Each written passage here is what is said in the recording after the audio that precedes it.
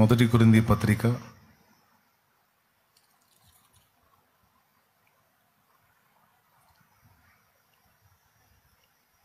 6వ అధ్యాయము 9వ వచనాన్ని ఒకసారి చూద్దాం. చూడండి. మొదటి కొరింథీ పత్రిక 6వ అధ్యాయము 9వ వచనం. అన్యాయస్తులు దేవుని రాజ్యమునకు వారసులు కానేరని మీకు తెలియదా? అన్యాయస్తులు దేవుని రాజ్యమునకు వారసులు కానేరరు అని మీకు తెలియదా? మోసపోకుడి, జారులైనను విగ్రహారాధికులైనను వ్యభిచారులైనను ఆడంగితనము గలవారైనను పురుష సంయోగులైనను దొంగలైనను లోభులైనను త్రాగుబోతులైనను దూషకులైనను దోచుకుని వారైనను దేవుని రాజ్యమునకు వారసులు కానేరరు. దేవునికి స్తోత్రం కలుగును గాక. హల్లెలూయా.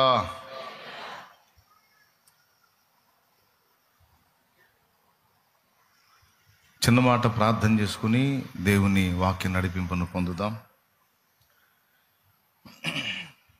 ప్రేమ కలిగిన మా మహాపరిశుద్ధ తండ్రి, ఘనుడవగు దేవా, నీకు స్తోత్రము.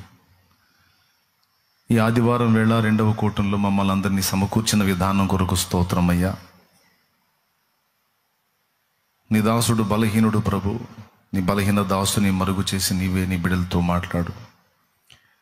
ఉపదేశాన్ని అడ్డగింపు చూసే సైతాను, దురాత్మ, దయ్యపు అంధకార శక్తుల ప్రభావం యేసు నామములో బంధిస్తున్నాం. ఎంతో ఆశతో దూరాల నుంచి ప్రయాసతో నీ పాదాల చెంతకు నీ బిడ్డలు వచ్చారు. నీ బిడ్డలను ఒక పర్యాయం దర్శించండి, వారి మనోనేత్రాలు వెలిగించండి. దయచేసి నా ప్రభువా వారికి సహాయము చేయండి, నాకు సహాయము చేయండి. మా అందరితో మాట్లాడి కృప చూపమని మీ దయగల చేతికి మమ్మల్ని మేము అప్పగించుకుంటూ యేసుక్రీస్తు నామంలో ప్రార్థించి విశ్వాసమును బట్టి స్వతంత్రించుకుంటున్నాం తండ్రి. ఆమేన్. ఆమేన్.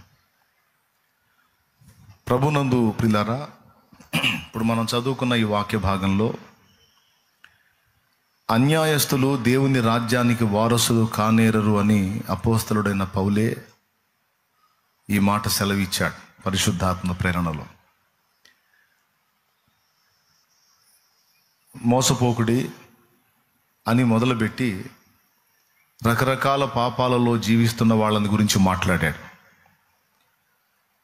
అందులో వ్యభిచారులు ఉన్నారు, ఆడంగితనం గలవారు ఉన్నారు, త్రాగుబోతులు ఉన్నారు, పురుష సంయోగులు ఉన్నారు, జారులు ఉన్నారు, నిజదేవుని గుర్తెరగక అబద్ధమైన వాటిని సేవించే వాళ్ళు ఉన్నారు, దోచుకునే వాళ్ళు ఉన్నారు, దోషకులు ఉన్నారు, దొంగలు ఉన్నారు, లోబులు ఉన్నారు. వీళ్ళందరితో ఈక్వల్గా అన్యాయస్తుల్ని కూడా కట్టేశాడు దేవుడు. మనం చేసేటువంటి అన్యాయం ఈ కోవకు వస్తుంది. ఆ మిగిలినటువంటి విషయాలకి ఎలాంటి పనిష్మెంట్ ఉంటుందో ఈ అన్యాయానికి కూడా అంతే పనిష్మెంట్ ఉంటుంది అని మొత్తాన్ని ఈక్వల్ చేస్తూ వాటన్నిటినీ ప్రస్తావించాడు. అందులో త్రాగుబోతనం కూడా ఒకటి. ఒకప్పుడు మీరు అలాంటి వాళ్ళై ఉన్నారు, ఇప్పుడైతే మీరు క్రీస్తు రక్తం చేత విమోచింపబడి పరిశుద్ధపరచబడ్డారు అని కొరింథీ సంఘానికి పౌలు రాస్తున్న ఆ లేఖలో ప్రస్తావించాడు. అన్నిటిని గురించి నేను చెప్పాలనుకోవట్లేదు. ఒక విషయాన్ని మీ దృష్టిలోకి తీసుకొని రావాలని నేను ఆశపడుతున్నాను. స్టార్టింగ్ మొదటి మాటే, అన్యాయస్తులు దేవుని రాజ్యానికి వారసులు కారు అని పలికిన పౌలే మరో చోట నేను అన్యాయం చేశాను అన్నాడు. అన్యాయస్తులు దేవుని రాజ్యానికి వారసులు కారు అన్న పౌలు నేను అన్యాయం చేశాను అని మాట్లాడాడు. 2 కొరింథీ పత్రిక 12వ అధ్యాయము 13వ వచనం ఒకసారి చూడండి. నేను మీకు భారముగా ఉండకపోతినను విషయములో తప్ప మరి ఏ విషయములో మీరు ఇతరుల సంఘముల కంటే తక్కువ వారైతిరి, నేను చేసిన ఈ అన్యాయమును క్షమించుడి అన్నాడు. అన్యాయస్తులు దేవుని రాజ్యానికి వారసులు కారు అని చెప్పిన పౌలే నేను మీకు ఒక అన్యాయాన్ని చేశాను అనే మాట మాట్లాడాడు. ఇంతకీ పౌలు చేసిన అన్యాయం ఏమిటి? మరి ఆ అన్యాయాన్ని బట్టి పౌలు దేవుని రాజ్యానికి వారసుడు కాడా? ఒకవేళ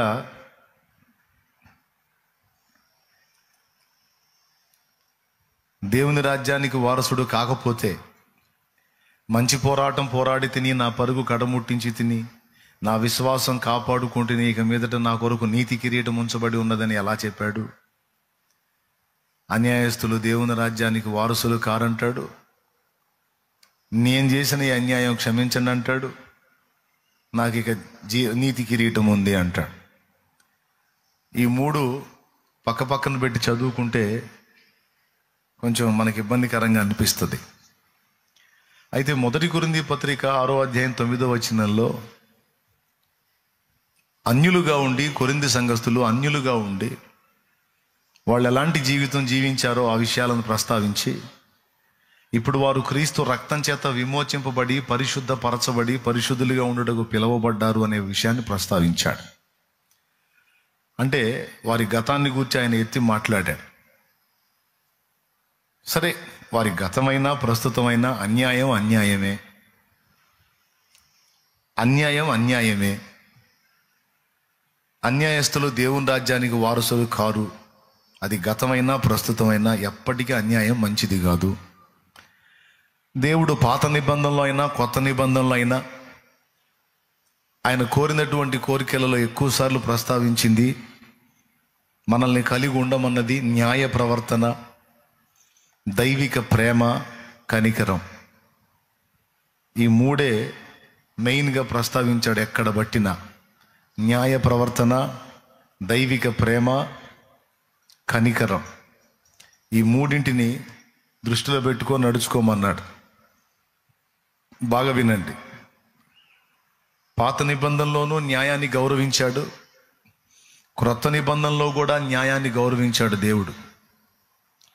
పాత నిబంధనలో న్యాయాన్ని గౌరవించి క్రొత్త నిబంధనలో న్యాయాన్ని కొట్టేలా, పాత నిబంధనలో కూడా యోబును గురించి మాట్లాడుతూ అతడు న్యాయవర్తనుడును యథార్థవంతుడునై యెహోవా యందు భయభక్తులు కలిగి చెడుతనం విసర్జించిన వాడు అని యోబు న్యాయ ప్రవర్తనను గురించి ప్రశంసించి మాట్లాడాడు ఆయన. అలాగే కీర్తనకారుడు ప్రస్తావిస్తూ అంటాడు, నీతి న్యాయములు నీ సింహాసనమునకు ఆధారములు అంటాడు. సింహాసనానికి 4 కాళ్ళు ఉంటాయి, అవే ఆధారం. మనం కూర్చునేటప్పుడు ఆ కాళ్ళలో ఏ ఒక్కటి ఇరిగిపోయినా సింహాసనం పడిద్ది. అది బంగారు సింహాసనం అయినా సరే 4 కాళ్ళు ఉండాలి. అందులో 2 కాళ్ళు నీతి న్యాయములంట. దేవుడు కూర్చునే సింహాసనానికి కాళ్ళు. న్యాయం అనే కాలును దేవుడు విరగొట్టేస్తే ఆ సింహాసనం నిలవదు. కాబట్టి న్యాయాన్ని గౌరవించాడు, న్యాయాన్ని ప్రేమించాడు, భక్తులలో న్యాయాన్ని వెతికాడు. పాత నిబంధనలో. క్రొత్త నిబంధనలో, అయ్యో వేషధారులైన శాస్త్రులారా, పరిసయ్యులారా, మీరు పుదీనాలోను సోపులోను జీలకర్రలోను 10వ భాగం తీస్తారు, కానీ న్యాయమును కనికరమును ప్రేమను మీరు విసర్జించారు. వాటిని మానక వీటిని చేయాలి అన్నాడు. యేసయ్యే అన్నాడు, దేవుని కొరకు తీయటం తప్పని నేను అనట్లేదు, అది చేయాల్సిందే. వాటిని మానక వీటిని చేయాలి అన్నాడు. వేటిని చేయమన్నాడు? అందులో ఏం చూపించాడో చూడండి ఒక్కసారి. మత్తయి సువార్త 23వ అధ్యాయం 23వ వచనం చదువు. అయ్యో వేషధారులైన శాస్త్రులారా, పరిసయ్యులారా, మీరు పుదీనాలోను సోపులోను జీలకర్రలోను 10వ వంతు చెల్లించి ధర్మశాస్త్రములో ప్రధానమైన విషయములను అనగా నంబర్ 1 న్యాయమును. ఏమండి, ఏమంటున్నారు? న్యాయమును, తర్వాత వచనం కనికరమును విశ్వాసమును విడిచిపెట్టి అదిగో న్యాయమును కనికరమును విశ్వాసమును విడిచిపెట్టి తిరి వాటిని మానక వీటిని చేయవలసి ఉంది. వాటిని మానక వీటిని చేయవలసి ఉన్నది. అంటే పుదీనాలో కూడా 10వ భాగం తీస్తారు, సోపులో 10వ భాగం తీస్తారు, జీలకర్రలో కూడా దశంభాగం తీస్తారు. అంటే దేవుని కొరకు అంత ఆసక్తి కలిగి ఉంటారు, కానీ వీటికంటే శ్రేష్టమైనటువంటి న్యాయము, కనికరము, విశ్వాసం అనే వాటిని విసర్జించారు. వాటిని మానక వీటిని చేయాలి అన్నాడు. అందులో నంబర్ 1 న్యాయాన్నే మాట్లాడాడు. ఏమండి, పాత నిబంధనలో అయినా క్రొత్త నిబంధనలో అయినా దేవుడు న్యాయానికి ఇచ్చిన విలువ గొప్పది. ఆ న్యాయానికి ఎంత గౌరవం ఇచ్చాడంటే ఆయన ఆ న్యాయాన్ని గౌరవించడానికి, న్యాయానికి న్యాయం చేయడానికే సిలువెక్కాడు.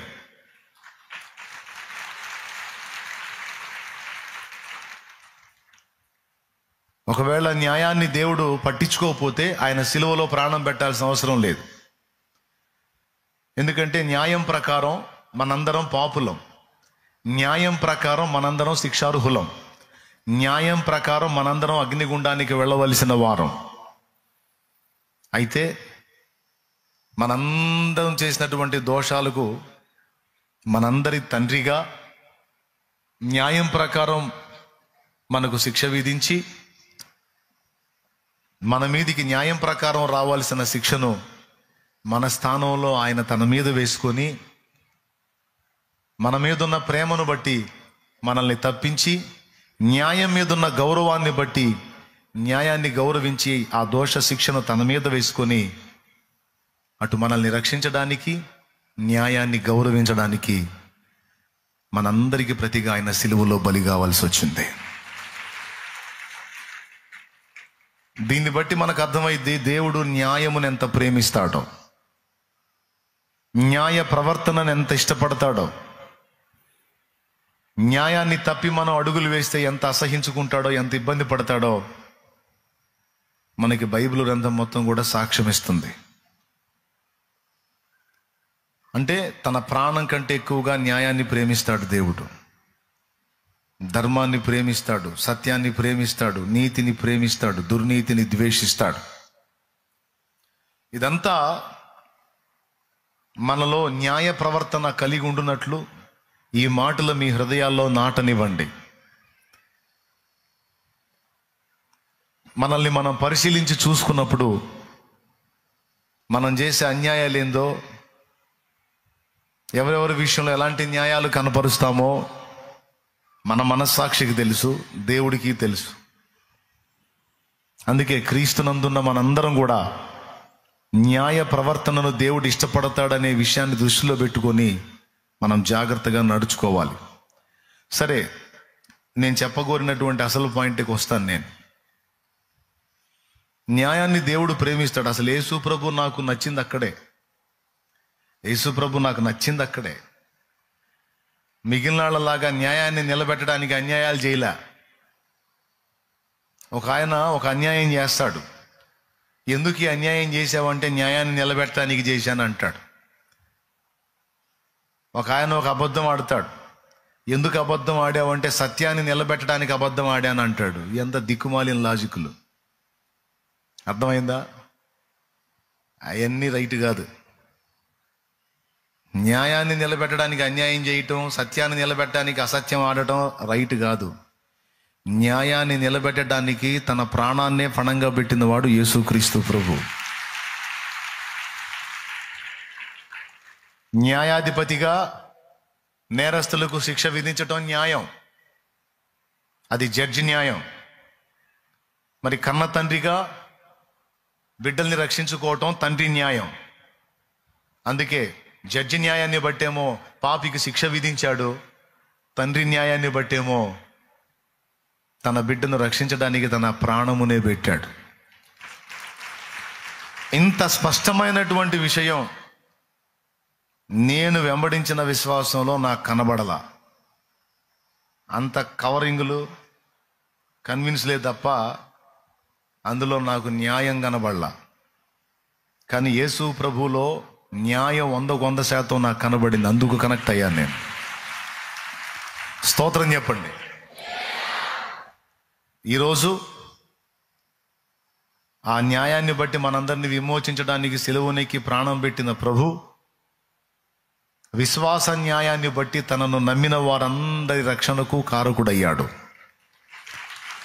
నమ్మి బాప్తిస్మం పొందువాడు రక్షింపబడును, నమ్మని వానికి శిక్ష విధింపబడును. నువ్వు చేసిన పాపాలన్నిటికి ఇదిగో నేను వెల చెల్లించాను కల్వరి సిలువలో. నా యందు విశ్వాసం ఉంచి నన్ను నమ్మి బాప్తిస్మం పొంది పాపాలను కడిగేసుకో.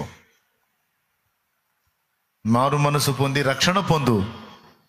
అప్పుడు నీవు నిత్య జీవానికి వారసుడవు, వారసురాలివి అవుతావు. ఇది యేసయ్య పిలుపు.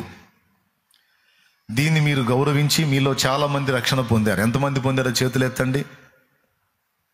చేతులు గదిలిచ్చినట్లా పొందారా, పొందలేదా? పొందారు. మీరు అందరూ రక్షణ పొందారు. ఇంకా పొందనాళ్ళు ఎవరైనా ఉంటే రేపు వచ్చే బుధవారమే చివరి బుధవారం అనుకుంటాను. 70వ తారీఖా? సరే, 30వ తారీఖు అంట. కాబట్టి తప్పనిసరిగా మీరు ఇంకా ఎవరైనా రక్షణ పొందకపోతే దేవుడు అనుగ్రహించినటువంటి కృపను గుర్తెరిగి నువ్వు ఇంకా సజీవుడు అయి ఉండగానే, నీ ప్రాణాన్ని ఇంకా దేవుడు తీసుకోకముందే, నీకు ఇచ్చిన దినములు సంపూర్తి కాకముందే, నేడు అను సమయం గతించి పోకముందే మారు మనసు పొంది నీ పాపముల కొరకు తన ప్రాణం పెట్టి తిరిగి లేచిన యేసునందు విశ్వాసం ఉంచి బాప్తిస్మం పొంది నీ పాపాలను కడిగేసుకో. నిత్య జీవానికి వారసుడివి, వారసురాలివి అవుతావు. యేసయ్య శరీర రక్తాలలో పాలివాడవు, పాలిదానం అవుతావు. ఇందాక నీ పక్కన కూర్చున్న వాళ్ళు ప్రభు బాలలో చేస్తుంటే కింద కూర్చొని వాళ్ళ ముఖాలు చూస్తున్నావు. నువ్వు ఎందుకో తెలుసా? నీకెవ్వంది, నువ్వు ఇంకా బాప్తిస్మం పొందలా. పొందనప్పుడు నీ పాపాలు ఇంకా నీ మీదే నిలిచున్నాయి. పాపములు కడగబడిన వానికి ఆయన పరిశుద్ధ శరీర రక్తాలు ఇవ్వబడతాయి. ఆ పాపములు కడిగేసే ప్రక్రియ ఉచితం. ఫీజు లేదు, శ్రమ లేదు, రూపాయి ఖర్చు లేదు, ఒంటికి చాకిరీ లేదు. ఫ్రీ. రక్షణ ఉచితం. కేవలం యేసు ప్రభు నా పాపముల కొరకు ప్రాణం పెట్టి తిరిగి లేచాడని నమ్మి పాత జీవితాన్ని విసర్జించి, పాత ఆరాధనలను విసర్జించి, పాత ఆచారాలను విసర్జించి క్రీస్తునందు విశ్వాసం ఉంచి బాప్తిస్మం పొంది క్రొత్త జన్మ అనుభవంలోనికి రావటమే నీ బాధ్యత. ఒకవేళ నువ్వు అలాగూ చేయగలిగితే నీ పేరు జీవగ్రంథంలో రాయబడుతుంది. ఇది దేవుని ఆజ్ఞ.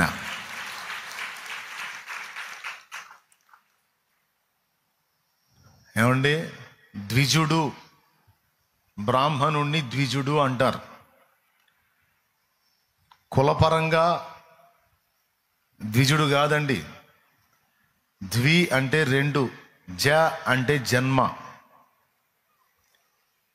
సరోజ కలువ పువ్వుకున్న పేరు, తామర పువ్వుకున్న పేరు సరోజం. సరో అంటే సరస్సు, జ అంటే జన్మించినది, సరస్సు నుండి జన్మించినది గనక సరోజం. ఇది శిరస్సు నుండి జన్మించింది గనక శిరోజం. శిరో అంటే శిరస్సు, జ అంటే జన్మించినది, శిరోజము. దేవునికి స్తోత్రం. అలాగే ద్విజ, ద్వి అంటే రెండు, జ అంటే జన్మ. రెండు జన్మల అనుభవం కలిగిన వాడే నిజమైన ద్విజుడు. ఇక్కడ మారు మనసు పొంది బాప్తిస్మం పొంది రెండవ జన్మ ఎత్తిన వాళ్ళు ఎంతమంది ఉన్నారో చేతులు ఎత్తండి. అంటే ఇందాక అందరూ చేతులు ఎత్తారు. ఎత్తండి, పర్లేదు, అలా చేతులు ఎత్తండి. రక్షణ పొందిన వాళ్ళందరూ చేతులు ఎత్తండి. ఇదిగో వీళ్ళు శాస్త్రం ప్రకారం క్రమంగా నిజంగా ఒరిజినల్గా ద్విజులు. అంటే మీరే ద్విజులు. దేవునికి స్తోత్రం. కొంతమంది దివిజ అని పేరు పెట్టుకుంటారు. దివిజ అంటే దివి నుండి జన్మించినది అని. ద్విజ అంటే మనమే ద్విజులం.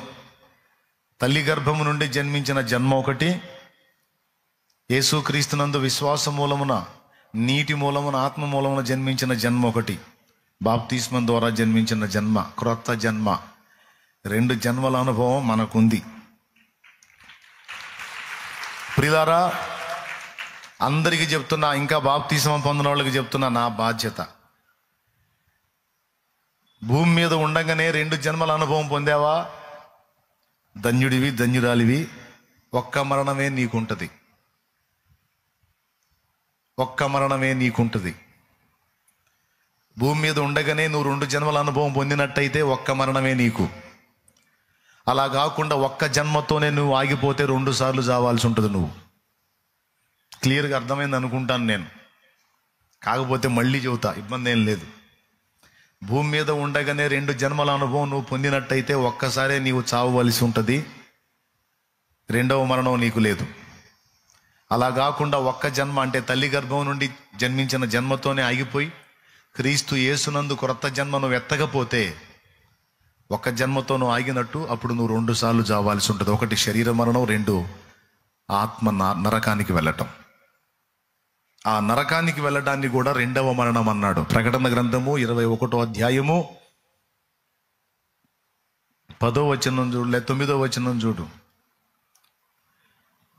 8 నుంచి చదివితే, పిరికివారును, అవిశ్వాసులను, అసహ్యులను, నరహంతకులను, మాంత్రికులను, విగ్రహారాధికులను, వ్యభిచారులను, అబద్ధీకులందరూ అగ్నిగంధకములతో మండుగుండములో పాలు పొందుదురు. ఇది 2వ మరణం. అదిగో 2వ మరణం అనే మాట ఆడందు చూడు. ఒకటేమో శరీరములో చనిపోయే మరణం, 2వది ఆత్మ అగ్నిగుండంలో పాలు పొందడాన్ని 2వ మరణం అన్నారు. స్తోత్రం. అంటే 2 మరణాలు ఉన్నాయి, 2 జన్మలు ఉన్నాయి. 2 జన్మలు భూమి మీద ఎత్తావా, ఒక్క మరణమే, శరీర మరణం. ఈ శరీరం మరణించిందనుకో, ఆత్మ ప్రస్తుతం పరదైస్కెళ్ళిద్ది, యేసయ్య రాకడలో నిత్య జీవానికి చేరిద్ది. అంతే తప్ప నరకానికి పోదు. అలా కాకుండా తల్లి గర్భం నుండి జన్మించిన జన్మ, ఆ జన్మలోనే నువ్వు ఆగిపోయి 2వ జన్మ అనుభవం అంటే మారు మనసు పొంది బాప్తిస్మం పొంది దేవుని వైపు తిరిగి క్రొత్త జన్మ ఎత్తిన అనుభవం నీకు లేకపోతే ఈ శరీర మరణంతో పాటు రేపు ఆత్మ మరణం కూడా పొందాల్సి ఉంటుంది. అది నరక ప్రాప్తి. ఎంతమందికి అర్థమైంది? 2 జన్మల, 1 జన్మ. ద్విజుడు అంటే ఎవరో తెలుసా? 2 జన్మల అనుభవం కలిగిన వాడు. ఆ 2 జన్మల అనుభవం మనకుంది. 2వది బ్రాహ్మణుడు అంటే బ్రహ్మజ్ఞానం పొందినోడు, సృష్టికర్త యొక్క సాక్షాత్కారాన్ని తెలుసుకున్నవాడు, కలిగి ఉన్నవాడు.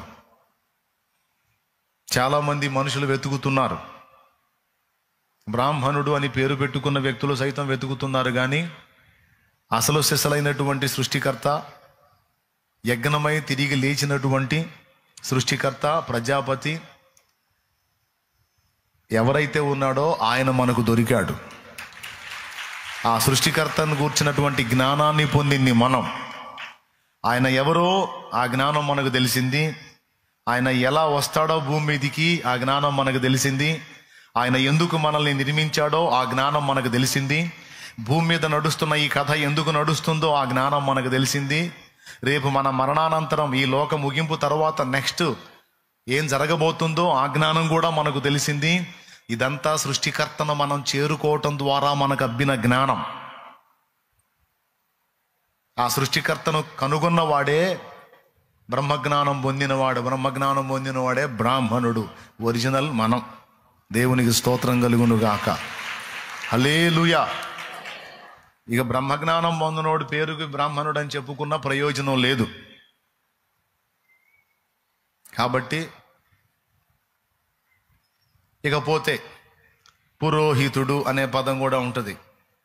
ఎంత పంతులు గారులు ఉండే పేర్లు కదూ, వాస్తవంగా అది కూడా మనకే వర్తించిద్ది. పురోహితుడు అంటే పురము యొక్క హితవు కోరేవాడని అర్థం.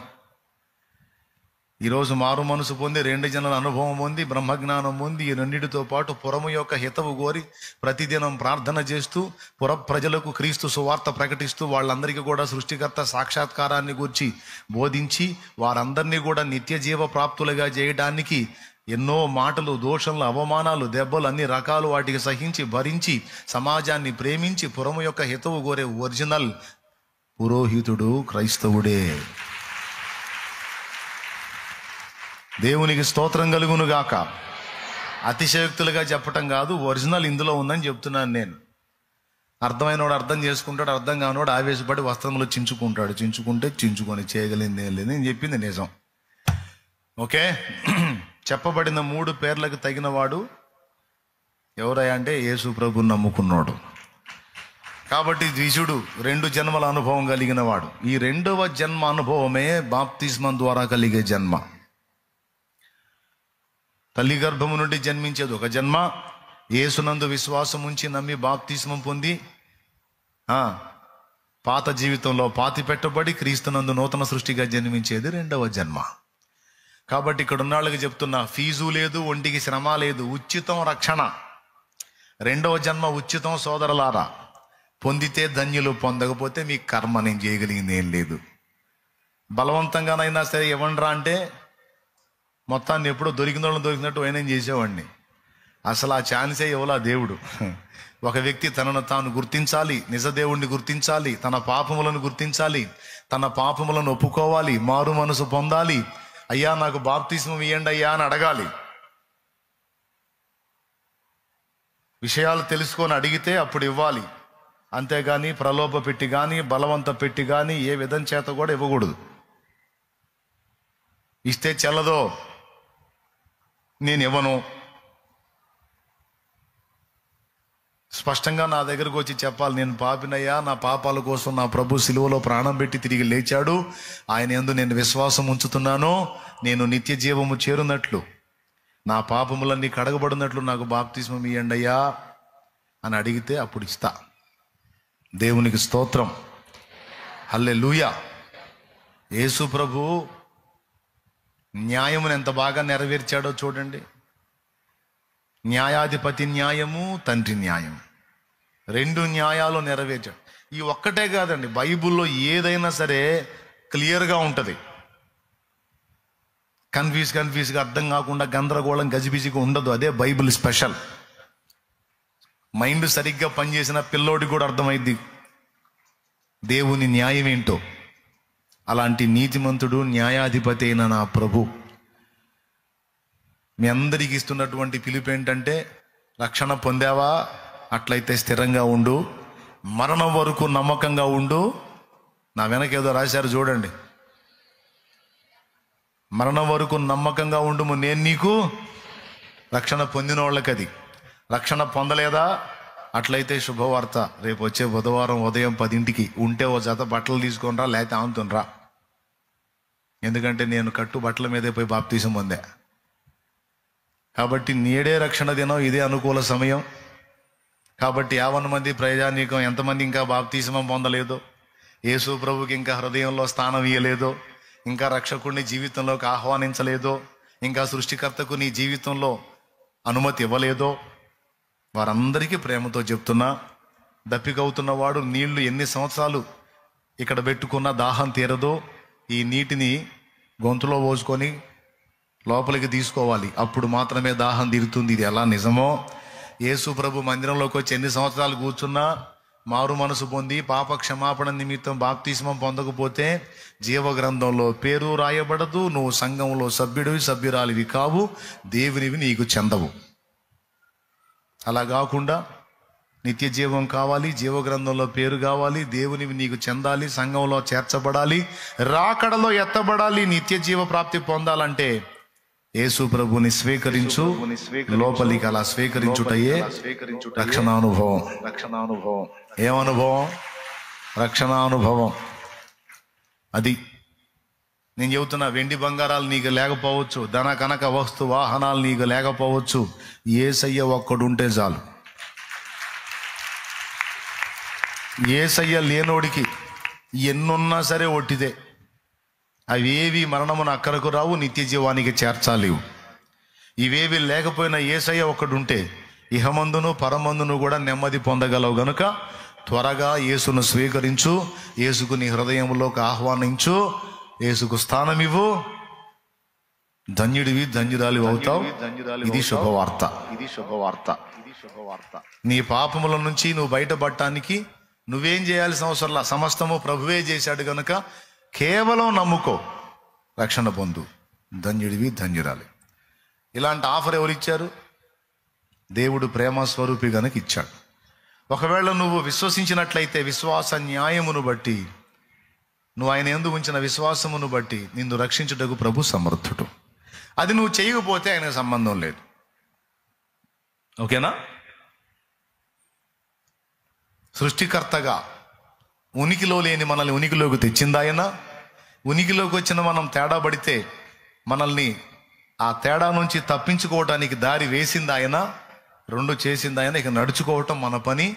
దారి చూపించినా కూడా నడవకుండా మిడిమేళం నడమంత్రం ప్రదర్శిస్తే నాశనం అయ్యేది కూడా ఆయనకి సంబంధం లేదు. ఎంతమందికి అర్థమైంది? అది క్లియర్గా అర్థమైంది కదా. ఇక నేను నా అంశంలోకి వెళ్ళొచ్చుగా. రైట్. ఎప్పుడు బాప్తిస్మాలు?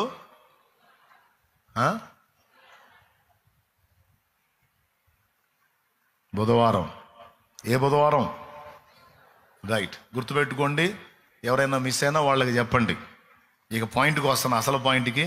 ఇక 2 ముక్కలు చెప్పి ముగిస్తాను. ఆ 2 ముక్కలు ఎంత పొడుగుంటే నాకు తెలీదు, కాకపోతే చెప్తాను. దేవుడి చిత్తం, దేవునికి స్తోత్రం. అన్యాయస్తులు దేవుని రాజ్యమునకు వారసులు కానేరని పౌలు చెప్పాడు. పౌలు అన్నాడు, నేను చేసిన ఈ అన్యాయము క్షమించండి అన్నాడు. సంఘమును క్షమాపణ కోరాడు. లేకపోతే పౌలు చేసిన అన్యాయం నిలిచి ఉండేది. ఇక్కడ గమనించాల్సిన విషయం ఏమిటంటే, అతిక్రమములు దాచిపెట్టువాడు వర్ధిల్లడు గాని ఒప్పుకొని విడిచిపెట్టువాడు కనికరం పొందునని రాయబడి ఉంది. పౌలు సంఘమునకు, కొరింథు సంఘమునకు ఒక అన్యాయం చేశాడంట. ఆ అన్యాయం తనకు అర్థమైంది. ఆ అన్యాయాన్ని గుర్తు చేసుకొని, నేను మీకు ఈ అన్యాయం చేశాను, నన్ను క్షమించండి అని కోరాడు. మరి ఇప్పుడు నేను మిమ్మల్ని క్షమాపణ అడిగినప్పుడు మీరు నన్ను క్షమిస్తారా, క్షమించరా? అరే ఊరుకో శాలేమన్నా, నీ అంతటోటి మమ్మల్ని క్షమాపణ అడగాలా?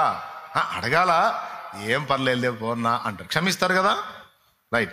పౌలు అంతటి వాడు సంఘము ముందు క్షమాపణ అడిగాడు. సంఘం క్షమించింది. పౌలు కేసు కొట్టివేయబడింది. పౌలు చెప్పినట్టే నీతి కిరీటం పౌలుకు దక్కింది. ఓకే. క్షమాపణ అడక్కపోతే అదే మగునో. పౌలు చెప్పినట్టే అన్యాయస్తులు దేవుని రాజ్యమునకు వారసులు కారు అన్న పాయింట్లోకి వెళ్ళిపోయేవాడేమో. సరే, ఇవన్నీ పక్కన పెడితే అసలు ఇంతగా ఆయన చేసిన ఆ గొప్ప అన్యాయం ఏంటి అనేది ఒకటి మనం మేజర్గా తీసుకుందాం. కాపరి అనేవాడు సంఘమునకు చేసే అన్యాయం ఏమిటి అనేది ఇప్పుడు మన టైటిల్ అన్నమాట. దేవునికి స్తోత్రం, అది టైటిల్. కాపరి అనేవాడు సంఘానికి న్యాయం చేస్తాడు, మేలు చేస్తాడు, క్షేమానికి ఉపయోగపడతాడు, సంఘాన్ని నడిపిస్తాడు, నిత్య జీవానికి సిద్ధపరుస్తాడు. కాపరి అనేవాడు, సేవకుడు అనేవాడు విశ్వాసులందరికీ మేలుకరమైన వాడే కానీ కీడుకరమైన వాడు కాదు కదా. కాపరి అన్యాయం చేస్తాడా, సేవకుడు అన్యాయం చేస్తాడా? చెయ్యడు అనేది మనకు తెలిసిన సంగతి. కానీ కాపర్లు కూడా కొన్ని అన్యాయాలు చేసే అవకాశం ఉందని పౌలు బట్టబయలు చేశాడు. కాపర్లు కూడా కొన్ని తప్పులు చేసే అవకాశం ఉంది, సేవకులు కూడా కొన్ని పొరపాట్లు చేసే అవకాశం ఉంది అని పౌలు బట్టబయలు చేశాడు. అవునా, సేవకులు కూడా తప్పులు చేస్తారా? సేవకులు కూడా అన్యాయం? చెప్పయ్యా మహారాజా, తొందరగా చెప్పయ్యా అని మీ హృదయంలో ఆరాటం స్టార్ట్ అయి ఉంటుంది. చెబుతా, ఏం టెన్షన్ పడొద్దు. దేవునికి స్తోత్రం, హల్లెలూయా. ఇంతవరకు వినలేదు కదా ఈ మాట. కాపరి అన్యాయం చేయటం ఏంది, సేవకుడు అన్యాయం చేయటం ఏందని, అది కూడా బైబిల్లో ఉందని గ్రహించలేదు కదూ. ఇప్పుడు నేను చూపించి మాట్లాడుతున్నా. ఇంతకీ పౌలు చేసిన ఆ అన్యాయం ఏమిటి, సేవకులు కాపర్లు చేసే అన్యాయం ఏమిటి? ఇంతకీ నేను కూడా మీకు చేసిన అన్యాయం ఒకటి ఉంది. ఏమిటది అంటే,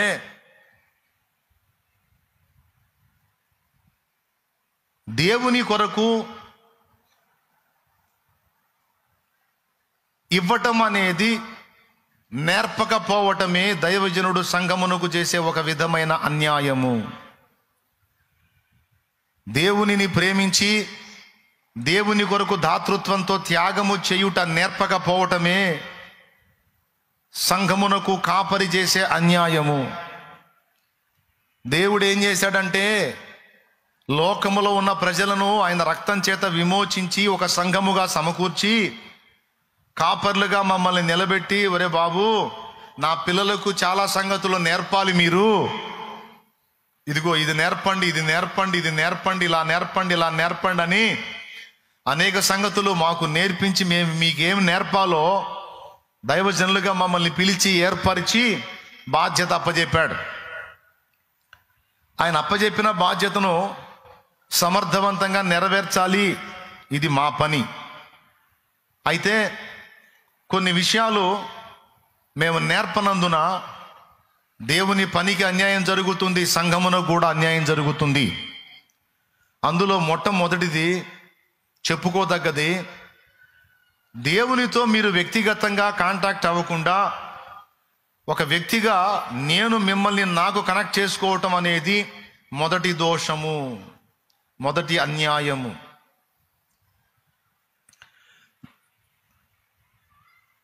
మళ్ళీ ఒకసారి చెప్తా, దేవుడు విమోచించినటువంటి తన బిడ్డల్ని నా చేతికి అప్పగించాడు. ఎందుకు అప్పచెప్పాడు? నాకే కాదు, ప్రతి కాపరికి ఎందుకు అప్పచెప్తున్నాడు దేవుడు అంటే, ఆత్మలను ఆయనకు కనెక్ట్ చేయమని, ఆత్మలను ఆయనకు కనెక్ట్ చేయమని. కానీ అలా కాకుండా ఆత్మల్ని ఒక కాపరి తనకు కనెక్ట్ చేసుకున్నాడు అనుకో, నేను నాకు కనెక్ట్ చేసుకున్నాను అనుకో మిమ్మల్ని, మీకు నేను అన్యాయము చేసినట్టే. ఎంతమందికి అర్థమైంది? ఏం చేసినట్టే? స్తోత్రం చెప్పండి పెద్దగా. నేనే కాదు, ఈ పని ఏ పాస్టర్ చేసినా అతను అన్యాయం చేసినట్టే. దైవజనుడా, దైవజనురాలా, నువ్వు ఏ ఊర్లో ఉన్నా, ఏ వాడలో ఉన్నా, ఏ రాష్ట్రంలో ఉన్నా, ఏ దేశంలో ఉన్నా, ఏ జిల్లాలో ఉన్నా, ఏ పట్టణంలో ఉన్నా, ఏ కోటలో ఉన్నా, ఏ పేటలో ఉన్నా, దేవుడు తన బిడ్డల్ని రక్తం చేత విమోచించి నీకు అప్పగించింది అందరినీ, ఆత్మలని తనకు కనెక్ట్ చేయమని. అంతేగాని మనుషుల్ని నీకు కనెక్ట్ చేసుకొని నువ్వు అవతార మూర్తిలాగా అవతారం ఎత్తి అందరికీ ఒక దేవుళ్ళలాగా బిల్డప్ ఇచ్చి ఓవరాక్షన్ చేయమని కాదు. ఇది నాకు సకల సేవకులకు పాఠం. స్తోత్రం. గట్టిగా చెప్పండి, ఇంకోసారి చెప్పండి, ఏం పర్లా. ఎందుకో చెప్తా. దేవుని మనసు ఎలాంటిదంటే, మనలో ఎవరికి వాళ్ళని సపరేట్గా నిర్మించుకున్నాడు దేవుడు. అందరికీ అయ్యే ముక్కులు, అయ్యే కళ్ళు, అయ్యే చెవులు, అదే పుర్రె, అయ్యే ఎముకలు, అంతా లోపల నిర్మాణం అంతా అదే. అయినా సరే చూడండి, ఏ రెండు ఫేస్లు ఒకే రకంగా ఉండవు, ఏ రెండు ఫేస్లు ఒకే రకంగా ఉండవు. వేరియేషన్ ఉంటుంది, మార్పులు ఉంటాయి. ఎందుకు? ఎవరికి వాళ్ళని సపరేట్గా నిర్మించుకున్నాడు. అంటే ప్రతి వ్యక్తి విషయంలో ప్రతి ఒక్క వ్యక్తిని దేవుడు వ్యక్తిగతంగా ఎరుగును. అంటే మనందరినీ ఎవరికి వాళ్ళని పర్సనల్గా దేవుడు ఎరిగున్నాడు. నువ్వు అనుకోవచ్చు, ఇంతమంది గుంపులో అసలు నన్ను దేవుడు గుర్తిస్తాడా అని. వెర్రి ముఖమా, నిన్ను గుర్తించకపోవటం ఏంది? మీ తాత తెలుసు, మీ ముత్తాత తెలుసు, మీ అయ్య తెలుసు, నువ్వు కూడా తెలుసు, నేను కూడా తెలుసు, అందరం తెలుసు. అది కూడా ఎలా? గుంపులో కాదు, వ్యక్తిగతంగా తెలుసు. మా అయ్య కూడా తెలుసు, మా తాత కూడా తెలుసు, మీ అయ్య తెలుసు, మా అయ్య తెలుసు. అది కూడా ఎలా తెలుసు? పర్సనల్గా తెలుసు. ఎంతమంది మనం నిర్మించబడ్డ మనందరం ఆయన చేతితో నిర్మించబడ్డాం. నిర్మించబడ్డ మనందరినీ కూడా దేవుడు వ్యక్తిగతంగా ఎరుగును. అది కూడా ఏ దశలో ఎరుగునో తెలుసా? తల్లి గర్భమందు నీవు నేను మనం పిండములుగా రూపింపబడక మునిపే ఆయన మనల్ని ఎరిగున్నాడు. కోట్ల మంది పురుషులున్నా తృప్తి చెందలా, నువ్వు కూడా కావాలనుకున్నాడు. నువ్వు నిర్మించబడ్డాక తృప్తి చెందాడు. కోట్ల మంది స్త్రీలున్నా తృప్తి చెందలా, నువ్వు కూడా కావాలనుకున్నాడు. నువ్వు నిర్మించబడ్డాక తృప్తి చెందాడు. ఇప్పుడు చెప్పండి అందరూ ఒక మాట, మనందరినీ దేవుడు గుంపులో ఎరుగున్నాడా, వ్యక్తిగతంగా ఎరుగున్నాడా? పెద్దగా చెప్పాలి. వ్యక్తిగతంగా అంటే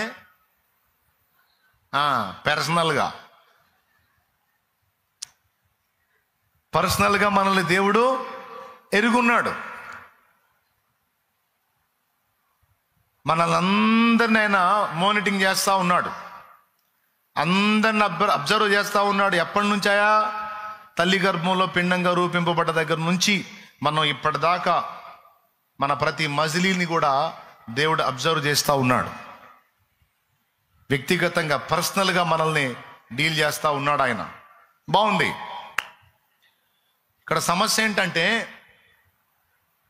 మనందరినీ దేవుడు వ్యక్తిగతంగా ఎరుగును, మనం కూడా దేవుణ్ణి వ్యక్తిగతంగా ఎరిగి ఉండాలి, కలుసుకోవాలి. మనం కూడా పర్సనల్గా దేవునితో వ్యవహరించాలి, నడుచుకోవాలనేది ఆయన కోరికే. నువ్వు దేవుణ్ణి కలుసుకోకుండా, నువ్వు దేవునితో పర్సనల్ కాంటాక్ట్ పెట్టుకోకుండా మధ్యలో ఈ పాస్టర్ అనేవాడు దూరాడు అనుకో, ఏమైతుంది? అర్థం కాలేదా?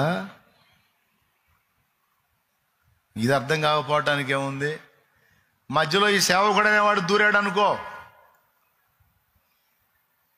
అప్పుడు ఆయన ఏమంటాడు, రే దరిద్రుడా, ఏ అడ్డంకులు లేకుండా ఆమెని అతన్ని నాకు దగ్గర చేస్తావని నిన్ను సిద్ధపరిస్తే వానికి నాకు మధ్య నువ్వు దొరబడ్డావేమిరా? నువ్వు దూరావేంది? నా ప్లేస్ నువ్వు ఆక్యుపై చేస్తున్నావేంటి? దౌర్భాగ్యుడు అంటాడు. కాబట్టి కాపరి అనేవాడు సంఘమునకు చేసే అన్యాయాలలో మొట్టమొదటిది, విశ్వాసి వ్యక్తిగతంగా దేవునితో సంబంధం ఏర్పరచుకోకుండా అన్నీ తానే అయినట్టు బిల్డప్ ఇవ్వటం, అన్నీ తానే అయినట్టు ప్రజలను తన తట్టు ఆకర్షించుకోవడానికి ప్రయత్నించటం సంఘమునకు ఒక విధమైనటువంటి అన్యాయం. నేను చెప్తున్నా, అలాగంటే మరి కాపర్ని లెక్క చేయొద్దా అంటే, లేదు, గౌరవించాల్సిందే, ప్రేమించాల్సిందే, సన్మానించాల్సిందే. నీకు వాక్యోపదేశం చేసేవాడు మిక్కిలి సన్మానమునకు పాత్రుడని ఎంచమన్నాడు. ఇవన్నీ ఓకే, కానీ దేవుడి కంటే కాదు. దేవుని స్థానం దేవునిది. దేవుని తర్వాత దేవుణ్ణి నీకు దగ్గర చేసిన దైవజనుడు. అంతేగాని దేవుని స్థానం తీసుకెళ్ళి దైవజనుడికి ఇవ్వకూడదు కదా. కానీ కొంతమంది ఆ విధమైన రూట్లోకి వెళ్ళినందున సంఘమునకు అన్యాయం జరిగింది. సంఘమునకు ఇప్పుడు దైవజనుడే తప్ప దేవుడు పెద్దగా పట్టడు అనే భ్రష్ట స్థితికి సంఘము ఎన్నడూ దిగజారకూడదు. కాబట్టి ఇక్కడ మొట్టమొదటి విషయంగా మీరు గుర్తుపెట్టుకోవాలి, లైఫ్ లాంగ్ గుర్తుపెట్టుకోవాల్సిన విషయం ఏంటంటే, మనందరం కూడా వ్యక్తిగతంగా ఆయన్ని కలుసుకోవాలని, ఆయన్ని తెలుసుకోవాలని, వ్యక్తిగతంగా మనం ఆయనతో కాంటాక్ట్ అవ్వాలని, ఆయనతో నడుచుకోవాలని దేవుడు కోరుతున్నాడు. ఇక్కడ మధ్యలో ఎవరిని పెట్టడానికి వీల్లేదు, ఏ తల్లిని పెట్టడానికి లేదు, ఏ తండ్రిని పెట్టడానికి వీల్లేదు. బాయ్, అర్థమైందా? పెద్దోడు చిన్నోడు, స్త్రీలు పురుషులు అందరూ వినండి. మనమందరము వ్యక్తిగతంగా దేవుణ్ణి కలుసుకోవాలి, అది ఆయన కోరికే. కాపరి అందినా అందకపోయినా, నాయకుడు ఉన్నా లేకపోయినా, మనమైతే చెడకుండునట్లు పడకుండునట్లు మనము దేవునితోనే నడవాలి, దేవునితోనే నడవాలి, దేవునితో నడవాలి. ఇది నేర్పాలి. కానీ ఈరోజు కొంతమంది పరిస్థితి చూస్తే ఎలా ఉందో తెలుసా? దేవుని సముఖంలోకి వచ్చి దేవుని సన్నిధిలో గోజాడకుండా, దేవుని సముఖంలోకి వచ్చి దేవుని సన్నిధిలో గోజాడకుండా నా కోసం ఎదురు చూసే వాళ్ళని చూశాను నేను. అంటే వాళ్ళు దేవుని సన్నిధికి వచ్చారు, దేవుని మందిరానికి వచ్చారు, వాళ్ళు వ్యక్తిగతంగా దేవునితో కలుసుకోరు. వాళ్ళకి పాస్టర్ కావాలి, లేదా సేవకుడు కావాలి, లేదా కాపరి కావాలి. నేను అంటాను, ఆత్మీయ పిల్లతనం అది. ఎంతకాలం మీరు అలా పిల్లకాయలుగా ఉండగోరుతారు? మీరు ఎదగరా? వ్యక్తిగతంగా దేవునితో నడుచుకోవటాన్ని సాధన చేయరా? వ్యక్తిగతంగా మీరు దేవుడు మీరు కలిసి నడిచే అనుభవాల్లోకి రారా? మీరు పరిపూర్ణులు కారా? బతుకంతా పిల్లల్లాగానే ఉంటారా? పరిపూర్ణుడు అంటే అవయవ సౌష్ఠవం కలిగిన వాడు, అవయవాలన్నీ కూడా సరిగా ఉత్పత్తి అయిన వాడు, పెద్దవాడు, ఎదిగిన వాడిని పరిపూర్ణుడు అంటారు. యేసయ్య ఏం కోరాడు? మనల్ని పరిపూర్ణులుగా ఉండాలని కోరాడు, కానీ పిల్లకాయల్లాగా ఉండాలని కోరలేదు. ఈ తరము వారిని దేంతో పోల్తును? సంత వీధులలో పిలుపులాటలాడుకొని పిల్లకాయలను పోలున్నారన్నాడు యేసయ్య. సంవత్సరాలు గడిచే కొద్దీ ఎవరో నీ వెనక ఉండాలి, ఎవరో పుషప్ చేయాలి, ఎవరో నిన్ను ప్రోత్సహించాలి, ఎవరో నిన్ను భక్తికి రేపాలి, ఎవరో నిన్ను నడపాలి, లేకపోతే నువ్వు కదలవు, నువ్వు ముందుకెళ్ళవు, నువ్వు ఎదగవు, వదగవు అనే దౌర్భాగ్య స్థితిలో చాలా మంది ఉన్నారు. ఎంతకాలం? ఎన్ని సంవత్సరాలు? నీ జీవితం అంతా అంతేనా? ఒక దశలో ఆత్మీయ నాయకుడు, లేకపోతే ఆత్మీయులు, ఒక దశలో ఆత్మీయ పసితనంలో నువ్వు ఎదుగుదలలోకి వచ్చే కొద్దీ వీళ్ళని గౌరవించాలి కాదని నేను అనట్లేదు, కానీ నువ్వు ఎక్కువగా దేవునికి దగ్గర అవ్వాలి, దేవునికి దగ్గర అవ్వాలి, దేవునికి దగ్గర అవ్వాలి. అర్థమైతే గట్టి కొట్టు. ఎవరికి దగ్గర అవ్వాలి? ఎవరితో వ్యక్తిగత సంబంధాన్ని ఏర్పరచుకోవాలి? అది. ఎందుకంటే ఎవరికి వాళ్ళకి వ్యక్తిగతంగా దేవుడు వారితో మాట్లాడాలని ఆశిస్తున్నాడు. ఎవరికి వాళ్ళకి వ్యక్తిగతంగా వారితో దేవుడు వ్యవహరించాలని కోరుతున్నాడు. ఎవరికి వాళ్ళకి వ్యక్తిగతంగా దర్శనమిచ్చి వాళ్ళని బలపరిచి తన కొరకు వారిని రేపాలని దేవుడు ఆశపడుతున్నాడు. సేవకుల బాధ్యత ఎంతవరకు అంటే తమకు అప్పగింపబడిన మందను దేవునికి లింక్ చేసేంత వరకు. నేను గమనిస్తూ ఉన్నాను, జూనియర్స్ కొత్త వాళ్ళు క్యూలో నిలబడ్డారంటే అర్థం ఉంది.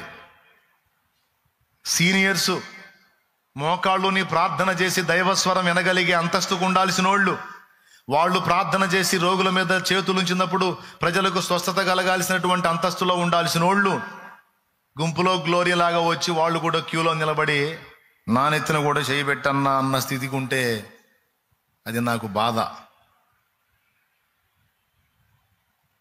నేను చెప్పింది ఎంతమందికి అర్థమైంది?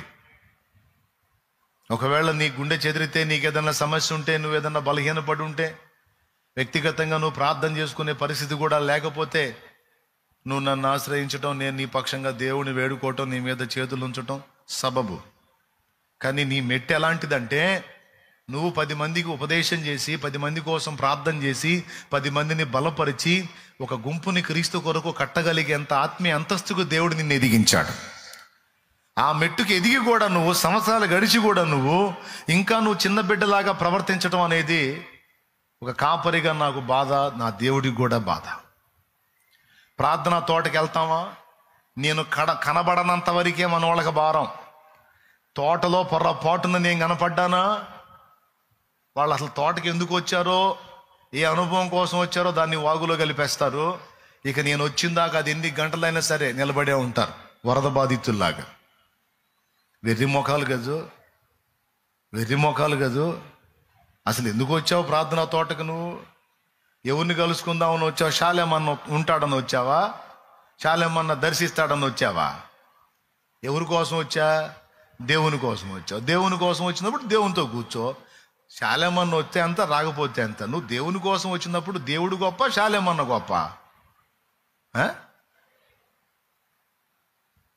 నాకు అనిపించింది, నన్ను చూసి ప్రార్థనలోంచి లేచి వచ్చిన మనిషి నా కంటబడితే లాగి పీకితే గిర్రం తిరుగుతారన్న కోపం వచ్చింది. అంత కోపం వచ్చింది అనమాట. తప్పు కదా. నేనెక్కువ, యేసయ్య ఎక్కువ? మరి నన్ను చూసి నువ్వు ఎట్లా ఆయన పక్కన పెట్టొత్తా? మళ్ళీ ఏం డైలాగ్ తెలుసు? యేసయ్యే నిన్ను పంపించాడు అన్నయ్య. వయమ్మో, యేసయ్యే నిన్ను పంపించాడు అన్నయ్య.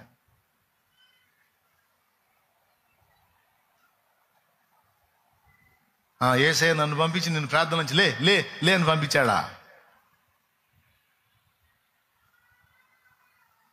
ఒకవేళ ఇదే అలవాటు కొనసాగితే నేను మీకు అన్యాయం చేసిన వాడిని అవుతా. అది తప్పు బిడ్డ, అది తప్పు. ఒకవేళ నువ్వు జీవితం అంతా అలానే అలవాటు పడిపోతే నువ్వు ఆత్మీయ పసికూనలాగే నీ బతుకంతా తెల్లార్చుకుంటావు. నా కోరిక కానీ, నా తండ్రి కోరిక కానీ అది కాదు. నువ్వు ఎదగాలి, ఆత్మీయ పరిపక్వత పొందాలి. నువ్వు ఆత్మలను బలపరిచే తల్లివి కావాలి, ఆత్మీయ తల్లివి కావాలి, ఆత్మీయ తండ్రివి కావాలి.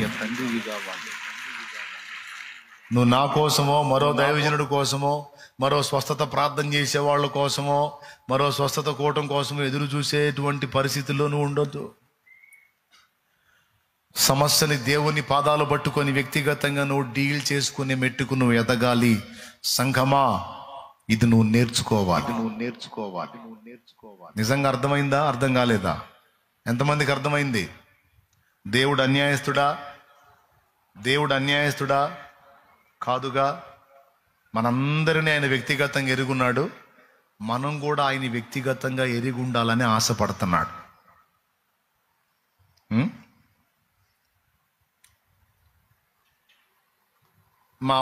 మా పిల్లల కోసం ప్రార్థన చేశా, ఇప్పుడు కూడా చేస్తున్నా. తండ్రి, నా బిడ్డలు నన్ను బట్టి నిన్ను తెలుసుకోవటం వేరు, వాళ్ళు వ్యక్తిగతంగా నీ కార్యాలు చూసి నిన్ను కలుసుకోవటం వేరు, నీకు కనెక్ట్ అవటం వేరు. నన్ను బట్టి ఒకవేళ నీకు దగ్గర అయితే, నేనున్నంత వరకు వాళ్ళ విశ్వాసయాత్ర నడిచిద్ది. ఒకవేళ నేను లేకపోతే వాళ్ళు బలహీనపడే అవకాశం ఉంటుంది. అలా కాదు. నా పిల్లలు వ్యక్తిగతంగా నిన్ను కలుసుకోవాలి, నా పిల్లలు వ్యక్తిగతంగా నీతో కాంటాక్ట్ అవ్వాలి. నా బిడ్డల్ని నువ్వు కలుసుకో తండ్రి, నా బిడ్డల్ని నువ్వు ఆకర్షించుకో అని నా కడుపును పుట్టిన బిడ్డల కోసం ప్రార్థన చేస్తా. ఆత్మీయంగా మీకోసం కూడా అదే ప్రార్థన చేస్తా. ఏమన్నా అర్థమైందా నేను చెప్పింది? వాళ్ళని నువ్వు కలుసుకోయ్యా, నిన్ను వాళ్ళు వ్యక్తిగతంగా ఎరుగుండేటట్టు సహాయం చేయి. ఇప్పుడు మీలో ప్రతి ఒక్కరూ చెప్పగలగాలి, దేవుడు నా స్నేహితుడు. మీలో ఎంతమంది చెప్తారు, దేవుడు నా స్నేహితుడు, నేను రోజు ఆయనతో స్నేహం చేస్తాను అన్నోళ్ళు చేతులు ఎత్తండి. ఇన్ని మాటలు చెప్పినా ఇంకా చేతులు ఎందుకు ఎత్తరు? స్నేహం చేయకపోయినా సరే ఎత్తుతారు, లేకపోతే ఇడు తిట్టిసేస్తాడు ఎందుకు వచ్చిన గొడవ అని. దేవునికి స్తోత్రం. నిజంగానే స్నేహితుడా? ఎంతమంది యథార్థంగా చెప్తారు చెప్పండి? నిజంగా దేవుడితో స్నేహం చేస్తున్నారా? శాలేమన్నా మీకు అందినా అందకపోయినా, కలుసుకున్నా కలుసుకోకపోయినా మీరు దేవునితో వ్యక్తిగత సహవాసంలో వర్ధిల్లుతున్నారా? ప్రతిరోజు దేవునితో మాట్లాడుకునే అనుభవం నీకుందా? ప్రతిరోజు దేవునితో నడిచే అనుభవం నీకుందా? నువ్వు పని చేసే స్థలంలో ఉన్నా, వ్యాపారం చేసే స్థలంలో ఉన్నా, ఇంట్లో పనిలో ఉన్నా, నువ్వు ఉద్యోగం చేసే స్థలంలో ఎక్కడున్నా దేవుడు నీతో మాట్లాడుతున్నాడా? దేవునికి నీకు సత్సంబంధాలు ఉన్నాయా? లైన్ కట్ అయిపోయిందా? ఎంతమందికి నిజంగా అనుభవం ఉంది? ఒకవేళ లేకపోతే తమ్ముడు, ఇక నుంచి అలవాటు చేసుకో. అది ఉత్తమం, అది ఉత్తమం. నువ్వు మామూలుగా ఒకవేళ ఆ రూట్లోకి రాలేదనుకో, కృపగల దేవుడు ఒక పని చేస్తాడు. ఏం చేస్తాడు తెలుసా? నిన్ను ఏకాకిని చేస్తాడు. ఆ గతి నీకు అవసరమా? నువ్వు మామూలుగా అందుబాటులోకి రావటం లేదనుకో, తడవకి ఎవరినో ఒకళ్ళని అడ్డం పెడుతున్నావు అనుకో, ఇక అడ్డం పెట్టడానికి ఎవడు లేకుండా ఏకాకిని చేస్తాడు. ఎందుకంటే నన్ను అట్ట చేశాడు. దేవునికి స్తోత్రం. శుభ్రంగా అసలు ఎవరు అందుబాటులో లేకుండా ఏకాకిలాగా తీసుకొచ్చి ఒంటరిగా నిలబెట్టి భక్తి సాధన చేయించి ఈ రోజు వరకు ఆయన కృపతో నిలబెట్టాడు ఆయన. నువ్వు ఏ బ్రిడ్జిని ఆధారం చేసుకున్నా ఆ బ్రిడ్జిలన్నీ కూల్చేస్తాడు ఆయన. ఇక చివరికి ఎవ్వరు నీకు ఆధారం కాదు.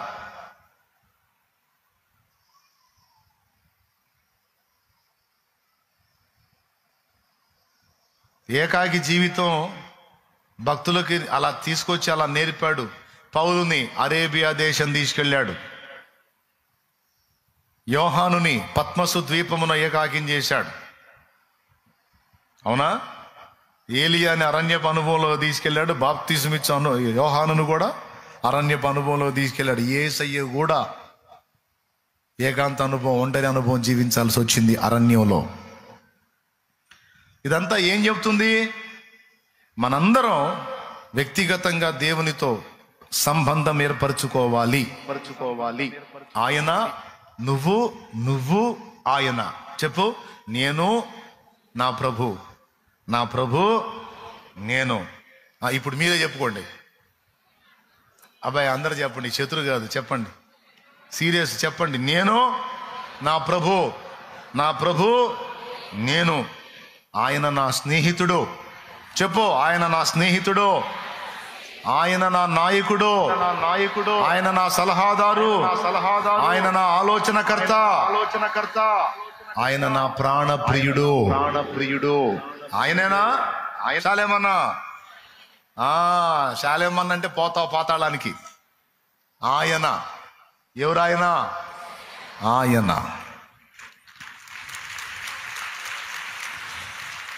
నా బలమా, నా కోట, ఆరాధన నీకే.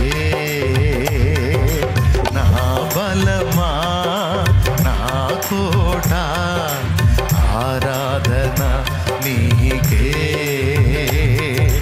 నా దుర్గమా ఆశ్రయమా ఆరాధన నీకే నా దుర్గమా ఆశ్రయమా ఆరాధన నీకే ఆరాధన ఆరాధన అబ్బా తండ్రి నీకేనయ్యా రాజా నీ భవనములో రేయింపవలు వేచియుందును యేసు రాజా నీ భవనములో రేయింపవలు వేచియుందును. దేవునికి మహిమ. హల్లెలూయా. ప్రియులారా, ఆత్మీయ నాయకుడు అవసరం. ఎందుకంటే మిమ్మల్ని దేవునికి దగ్గర చేయటానికి, మిమ్మల్ని ఎదుగుదలలోకి నడిపించడానికి, మిమ్మల్ని పరిపూర్ణులుగా తీర్చిదిద్దడానికి పరిశుద్ధాత్మ దైవజనుల్ని వాడుకుంటాడు. దైవజనులకు గౌరవం ఇవ్వాల్సిందే, వాళ్ళకి ఇచ్చే విలువ వాళ్ళకి ఇవ్వాల్సిందే, వాళ్ళకి ఇచ్చే మర్యాద వాళ్ళకి ఇవ్వాల్సిందే. అయితే నీ బాధ్యత ఏంటో కూడా నువ్వు గుర్తిరిగి ఉండాలి. దేవుడు నాకు ఆ స్పృహనిచ్చాడు. దేవుడు నన్ను వ్యక్తిగతంగా కలుసుకున్నాడు, నేను ఆయన వ్యక్తిగతంగా కలుసుకున్నాను కనుకనే ఎవరు నాకు అందుబాటులో ఉన్నా లేకపోయినా విశ్వాసంలో నేటి వరకు నిలిచి ఉండే కృప పొందాను. లేకపోతే ఏం జరిగిందో తెలుసా? కొంతమంది ఎట్టుంటారో తెలుసా? వాళ్ళని ముందుకు నడిపించే వాళ్ళు ఉన్నంత వరకే వాళ్ళ భక్తి, వాళ్ళ ఆత్మీయత, వాళ్ళ ప్రార్థన, వాళ్ళు సంఘానికి రావటం, విశ్వాసంలో ఉండటం. సహవాసం దూరం అయిందనుకో లోకంలో కలిసిపోతారు. పాపంలో పడిపోయేవాళ్ళు కొంతమంది, విగ్రహారాధనకి వెళ్ళిపోయేవాళ్ళు కొంతమంది, ప్రార్థన ఎగ్గొట్టేవాళ్ళు కొంతమంది, సహవాసానికి దూరం అయి తమను తాము నాశనం చేసుకునేవాళ్ళు కొంతమంది. ఎందుకు ఇలా అయిపోయావంటే ఏం చేద్దామన్నా, నన్ను నడిపించేవాళ్ళు ఎవరు లేరన్నా, అంతకుముందు నడిపించి అన్న దూరం అయ్యాడన్నా, అంతకుముందు నడిపించి అక్క దూరం అయిందన్నా, సల్లారానన్నా. నేను అంటున్నా, ఒకవేళ ఆత్మీయ పసితనంలో నువ్వు ఉంటే నీకు ఆ నడిపింపు అవసరమే. కానీ ఒక మెట్టుకు నువ్వు ఎక్కిన తర్వాత ఇక నువ్వే ప్రాకులాడాలి. దేవభక్తి విషయంలో నీకు నీవే సాధకం చేసుకోవాలి. తిమోతికి రాసిన మొదటి పత్రిక 4:7 గుర్తు రాసుకో. ఆల్రెడీ నీ గుర్తుంటే వదిలేయి. అపవిత్రములైన ముసలమ్మ ముచ్చట్లను విసర్జించి ఓ తిమోతి, దేవభక్తి విషయంలో నీకు నీవే సాధకము చేసుకో. శరీర సంబంధమైన సాధకము కొంచెము మట్టుకే ప్రయోజనకరమవును గాని దైవభక్తి ఇప్పటి జీవం విషయంలోనూ రాబోవు జీవం విషయంలోనూ వాగ్దానముతో కూడినదైనందున అది అన్ని విషయములలో ప్రయోజనకరమవును. ఏమంటున్నాడు తెలుసా? దేవభక్తి సాధన ఎవరో ఉండి నిన్ను చేయించేది కాదు నాయనా, నీకు నువ్వే సాధన చెయ్యాలి. అబ్బాయి, ఉపవాస ప్రార్థనకు వస్తావా? నా లోలు ఉపవాసం ఉందాం అనుకుంటున్నావు, నువ్వు కూడా వస్తావా అని ఒకటి నేను పిలవటం కాదు. నీ ఆత్మీయ స్థితిగతులు ఎరిగి అవసరమైతే నీకు నువ్వే ఉపవాసాన్ని ప్రతిష్ఠించుకునేంత మెచ్యూరిటీ నీకు రావాలి, ఆ పరిపక్వత నీలోకి రావాలి. అవసరమైతే నీకు నువ్వే జాగారాలు ప్రతిష్ఠించుకొని 3 రాత్రింబగళ్లను లేకపోతే కొన్ని రాత్రింబగళ్ళు నేను దేవుని సన్నిధిలో ధ్యానించాలి అని నీకు నువ్వే.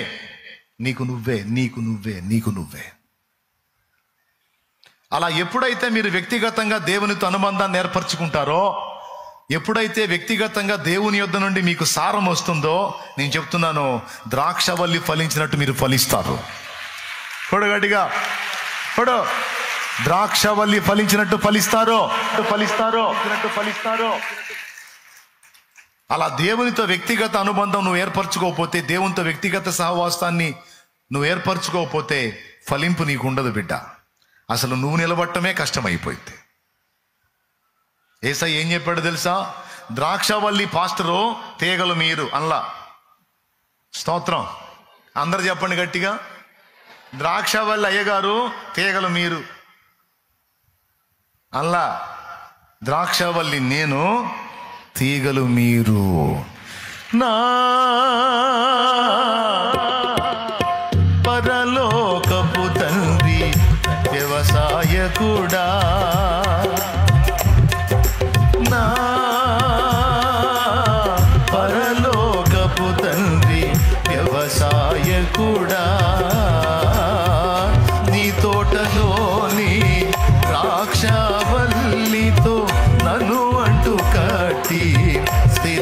స్థిరపరచావా నీ తోటలోని ద్రాక్షవల్లితో నన్ను అంటు కట్టి స్థిరపరచావా జ్యోతిర్మయుడా నా ప్రాణ ప్రియుడా స్తుతి మహిమలు నీకే.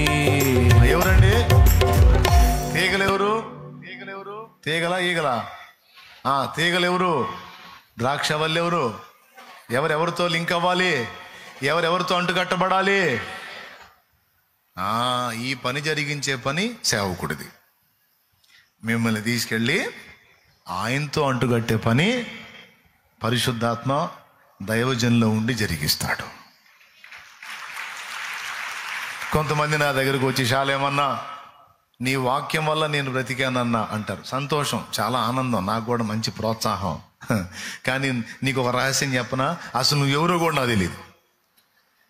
అసలు నువ్వు ఏ ఊర్లో ఉన్నావో, ఏ వాడలో ఉన్నావో, ఏ ప్రదేశంలో ఉన్నావో, ఎలాంటి సన్నివేశంలో ఉన్నావో నాకు తెలియదు. కానీ నీ తల్లి నిన్ను మరచినా, నీ తండ్రి నిన్ను మరచినా, నాన్న నీ వారందరూ నిన్ను మరచినా, నీకు జీవితం మీద విరక్తి కలిగిన వేళ నిన్ను నిరంతరం దర్శించేటువంటి ఆ ప్రేమమయుడు ఎవరైతే ఉన్నాడో ఆయన నా చేత నీకు కావాల్సిన మాటలు పలికించింది ఆయనే, ఆ మాటలు నీ దాకా చేరవేసింది ఆయనే. ఇక్కడ కష్టమంతా అయింది, ప్రయాసంతా అయింది, దక్కుతున్న మర్యాదేమో నాకు. ఈ మధ్యలో ఈ మ్యాటర్ ఈ పలికిచ్చినోడు నీకు అందించినోడు పోయాడు. నో, ఆయన ముందు నువ్వు అనాలి, యేసయ్య నిన్ను వాడుకున్నాడన్నా నా విషయంలో, నా నెత్తి మీద పెట్టి యేసయ్యని నేను బతికిపోతావు, నువ్వు బతికిపోతావు అన్నా. అంతా నువ్వేనన్నా అన్నావా? నువ్వు పోతావు, నేను పోతా, ఇద్దరం పోతాం. స్తోత్రం. ఒకవేళ ఏదైనా ఒక మాట నీకు అందిందా, ఆ మాట నా చేత పలికించింది ఆయనే, అది నీ చెవికి చేరవేసింది ఆయనే.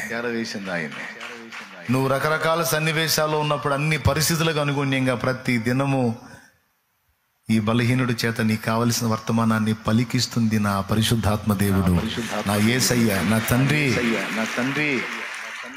స్తుతి మహిమ ఘనత యుగయుగాలకు ఆయనకే చెందును గాక. నేనే కాదు, ఏ దైవజనుడైనా ఎవరు నీ కొరకు వాడబడినా వాడుకున్నది దేవుడు. వారి నోటికి మాట ఇచ్చింది దేవుడు, పాట ఇచ్చింది దేవుడు, పలికిచ్చింది దేవుడు, అది నీకు అందేటట్టు చేసింది దేవుడు. బిడ్డలారా, మొదటి విషయం గుర్తుపెట్టుకోండి. నేను ఎక్కువ చెప్పదలుచుకోవాలి, రెండు ముక్కలు చెప్పి ముగిస్తా. ఇది చాలా కీలకమైంది. ఇది మీ అందరూ అలవాటు చేసుకోవాల్సింది, సాధన చేయాల్సింది. నేను చెప్పినట్టుగా మీరు సాధన చేస్తే మీలో ఎవ్వరు కూడా బలహీనలు ఉండరో. ప్రతి ఒక్కడు కూడా సైతాను గాడి కోటలు కూల్చే బాంబుల్లా తయారవుతారు, ఫిరంగి గుండుల్లా తయారవుతారు ఒక్కొక్కడు. నేను చెప్పినట్టు మీరు రెడీ అయితే, లేకపోతే ఎందుకు పనికిరారు.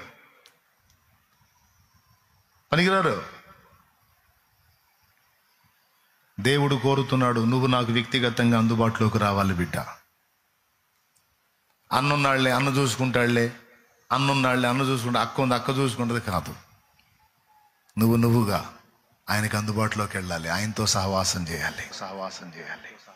ఎంతమందికి అర్థమైంది? ఇది మొదటి సంగతి. ద్రాక్షవల్లి నేను అని యేసయ్య అన్నాడు, నేను కాదు.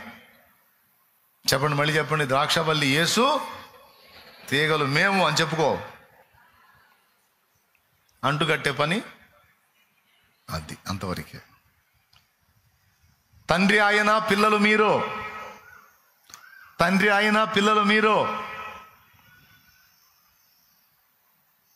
మధ్యవర్తిది ఏముంది?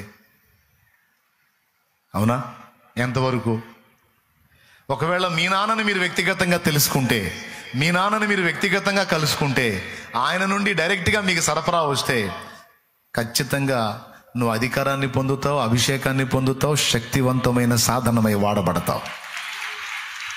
నేను చెప్పే ఈ మ్యాటర్ అందరికి అర్థం అయినా కాకపోయినా కొంతమంది ఉంటారు, ఖచ్చితంగా వాళ్ళకి ఎక్కిద్ది, వాళ్ళకి ఎక్కాలనే చెబుతున్నా. దేవునికి స్తోత్రం కలుగును గాక.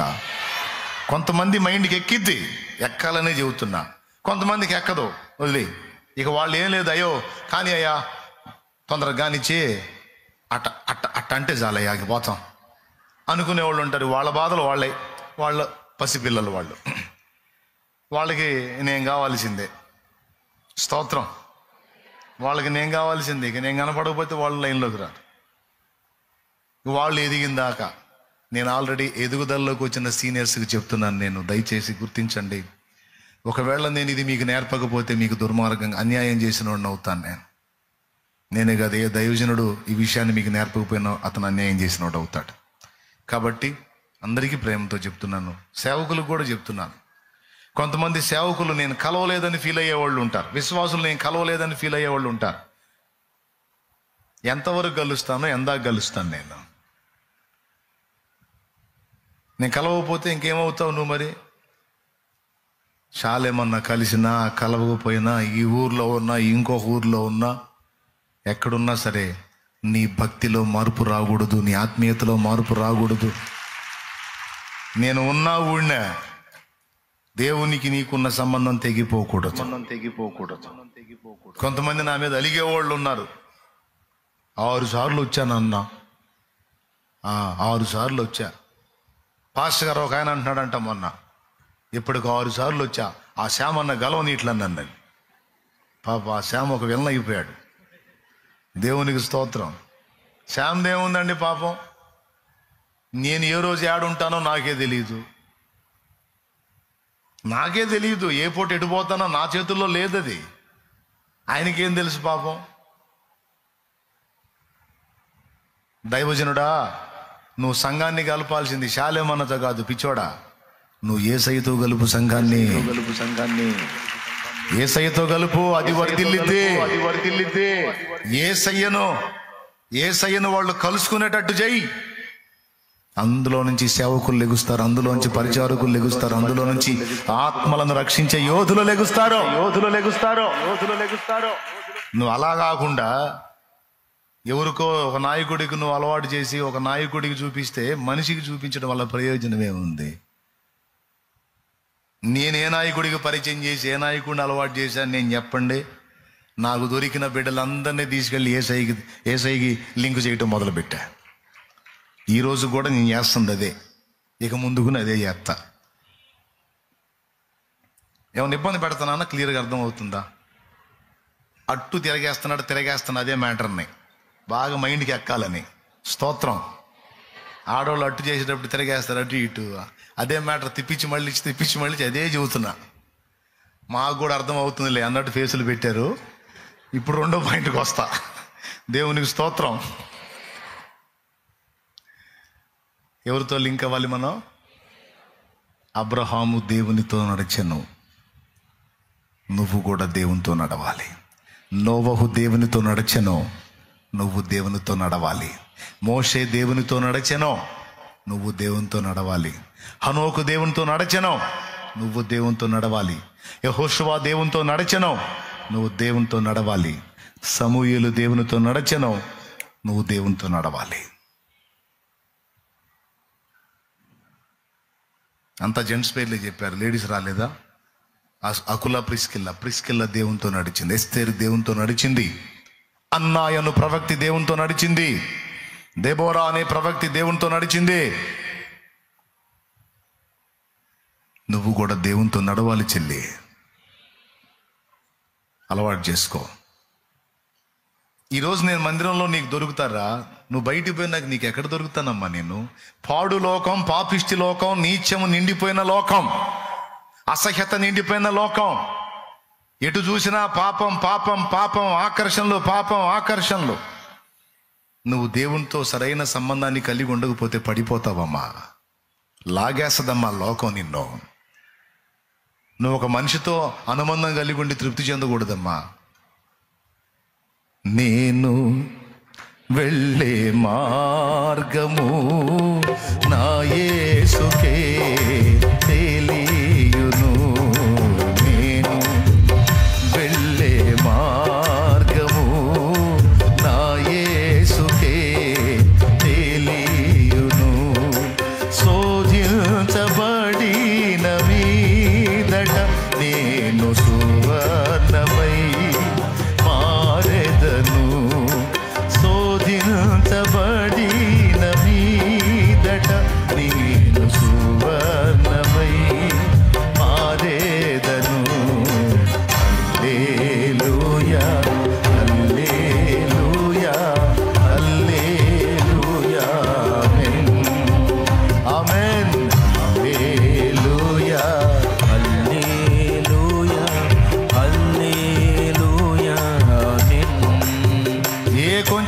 అవకాశం చిక్కినా, లోకం నీలోనికి ప్రవేశించాలని, నిన్ను పాపంలోనికి లాగాలని, చెడుతనంలోనికి నిన్ను నెట్టుకెళ్లాలని, నీ ద్వారా దేవుడి పని జరగకపోగా జరుగుతున్న దేవుని పనికి నువ్వే ఒక తలనొప్పిగా మారాలని శత్రు సమూహము, సాతాను, దురాత్మలు, నీ శరీరము, లోకాకర్షణలన్నీ గట్టుకట్టి ముట్టడేస్తున్నాయమ్మా. అయ్యా, అందుకు చెప్తున్నానయ్యా, అదే నువ్వు ఆయనతో సంబంధం కలిగి ఉన్నావు అనుకోయా, యేసయ్యతో అనుబంధం కలిగి ఉన్నావు అనుకోయా, తిరుగుండదు. నువ్వు జలముల్లో పడి నడిచెళ్ళినా నువ్వు వాటి మీద ఉంటావు, కానీ అవి నీ మీదికి రావు.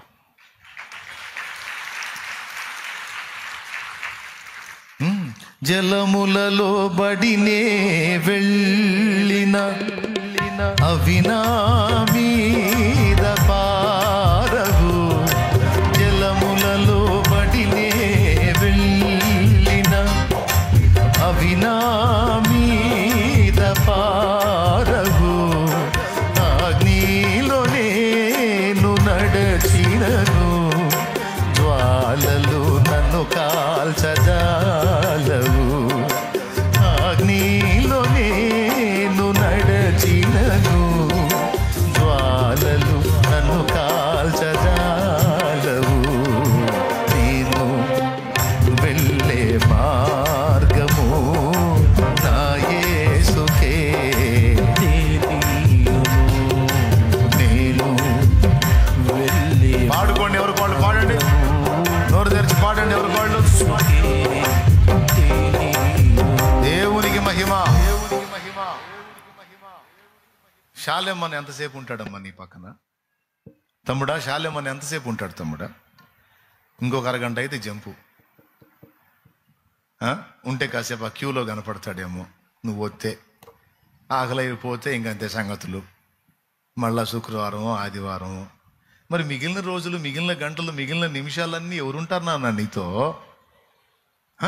సర్వకాల సర్వావస్థల యందు ఆఖరికి నువ్వు ఆదమర్చి నిద్రపోతున్నా కూడా నిద్రపోకుండా నిన్ను వెన్నంటి కాపాడేది యేసయ్య నాయన.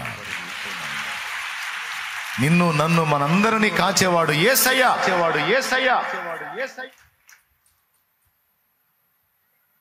ఆయనతో అనుబంధం స్థిరం, ఆయనతో అనుబంధం శాశ్వతం.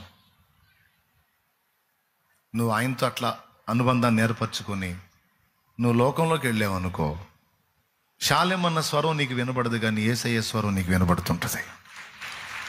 నా కుమారి, ఈ ప్రదేశం నుంచి వెళ్ళిపో, నిన్ను ఆకర్షిస్తారు వీళ్ళు. నా కుమారుడా, వీరి మధ్య నుంచి బయలు వెళ్ళు, నిన్ను చెడగొడతారు. నా కుమారుడా, ఖాళీ ఉందిగా, ఎందుకు ఇక్కడ దా, తోటకరా, లేకపోతే మందిరానికి రా, దా అక్కడ కూర్చోదా, నా దగ్గర రా, నా సన్నిధికి రా, నాతో కూర్చో అని పిలుస్తాడు. ఇదంతా వ్యక్తిగతంగా నువ్వు ఆయనతో అనుబంధం ఏర్పరచుకుంటే ఇవన్నీ నీకు వినపడతాయి. సువార్త చెప్పటంలోనో, లేకపోతే సహవాసంలో గడపటంలోనో, ఆయన పాదాలను వెతకటంలోనో, గ్రంథం ధ్యానించటంలోనో, ప్రార్థన చేయటంలోనో దేవుడు ఎటో ఒకటి నిన్ను నడుపుతాడు. ఆయనతో వ్యక్తిగతంగా నువ్వు అనుబంధం ఏర్పరచుకుంటే, తమ్ముడా నాకేం కొమ్ములు రాలేదు తమ్ముడా, నేనేం స్పెషల్ కాదు తమ్ముడా, దేవుని కృప నాకు దొరికింది, వ్యక్తిగతంగా అనుబంధం ఏర్పడింది. ఆదివారం ఒక కూటంతో తృప్తి చెందేవాడిని కాదు తమ్ముడా, నేను 2 కూటాలు వినేవాడిని ఆదివారం. తెలుసా మీకు? 6 రోజులు కష్టపడి చాకిరీ చేసుకొని కుటుంబ బాధ్యత నెరవేర్చుకొని ఆదివారం సమయం వచ్చినప్పుడు ఉదయం ఒక కూటానికి, నైట్ ఒక కూటానికి వెళ్ళేవాడిని నేను. పగలు కూటం చూసుకొని శుభ్రంగా చికెన్ తిని మంచిగా నిద్రపోతే అయిపోతుంది. మళ్ళా 6 రోజులు పని చేయాలి కదా, శక్తి కావాలి కదా, రెస్ట్ తీసుకుందామని. కానీ నాకు తృప్తి కలగలేదు. దేవుడు రేపాడు నన్ను. అందరూ ఒకంత వింటే నువ్వు 2 వినాలి. రా, నీతో పని ఉంది, రా. రేపాడు నన్ను.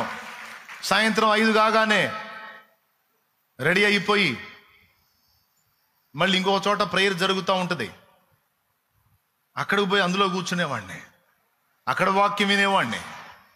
ఎందుకంటే ఉన్నదే ఆదివారం ఒక్కరోజు 2 వాక్యం వినాలి. మళ్ళీ విడి రోజుల్లో సమయం దొరకదు.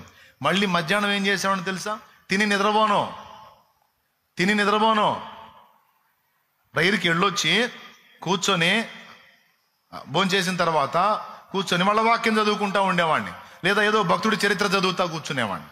5 కాగానే లేచి మళ్ళీ సాయంత్రం కూటమి 6ంటికి స్టార్ట్ అయ్యింది. సైకిల్ దొక్కుంటా పోవాలి ఆడికి. 5-6 కిలోమీటర్లు ఉంటుంది ప్రేయర్ జరిగే ప్రదేశం. సైకిల్ దొక్కుంటా పోవాలి, ఆడికి పోయేవాడిని. మళ్ళీ టయానికి అక్కడ అటెండ్ అయ్యేవాడిని. ఎవరూ నడిపించలా, ఎవరూ ప్రోత్సహించలా. దేవుడితో అనుబంధం ఏర్పరచుకున్నాను, దేవుడితో నడవటం నేర్చుకున్నాను. ఆ రోజు నుంచి ఈ రోజు దాకా ఎన్ని పెను తుఫాన్లు ఎదురైనాయో, ఎన్ని శోధనలు ఎదురైనాయో, ఎన్ని ఆటుపోట్లు ఎదురైనాయో, వాటన్నిటిని అధిగమించి ఈనాటికి విశ్వాసంలో నిలిచి ఉండడానికి ఆయనతో నాకున్న వ్యక్తిగత అనుబంధమే కారణం. అయ్యా, మీకు దీని విలువ అర్థమైందా? నేను చెప్పిన దాని విలువ అర్థమైందా? ఈరోజు మీ అందరికీ దేవుని గురించి ప్రకటించి దైవజనుల్ని సిద్ధపరచుకొని, దైవజనులను ప్రోత్సహించుకొని ఒక ఉన్నతమైన పరిచర్య జరుగుతుంది అంటే నా తండ్రి ఎలా నడిపించి ఉండొచ్చో ఒక్కసారి ఊహించండి. మీరు ఏ విధంగా ఆయనకి అనుసంధానం అయి ఉండొచ్చో నేను ఊహించండి. ఇంక వేరే స్పెషల్ ఏం లేదు నాన్న, వేరే స్పెషల్ ఏం లేదు. ఈరోజు కూడా అదే పిచ్చితో పరిగెత్తుతూ ఉంటాను, ఆయన పాదాలే వెతుక్కుంటాను.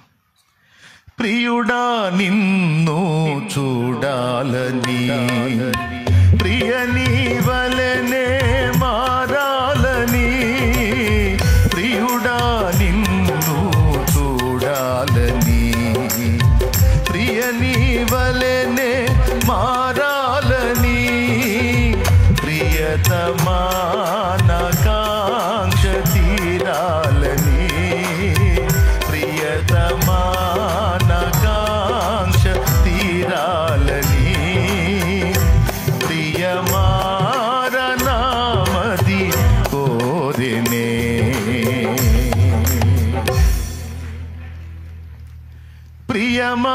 ప్రియమారనామది కోరినే. యేసయ్యా నా ప్రియా, ఎప్పుడో నిరాకడ సమయం, ఎప్పుడో నిరాకడ సమయం, యేసయ్యా నా ప్రియా.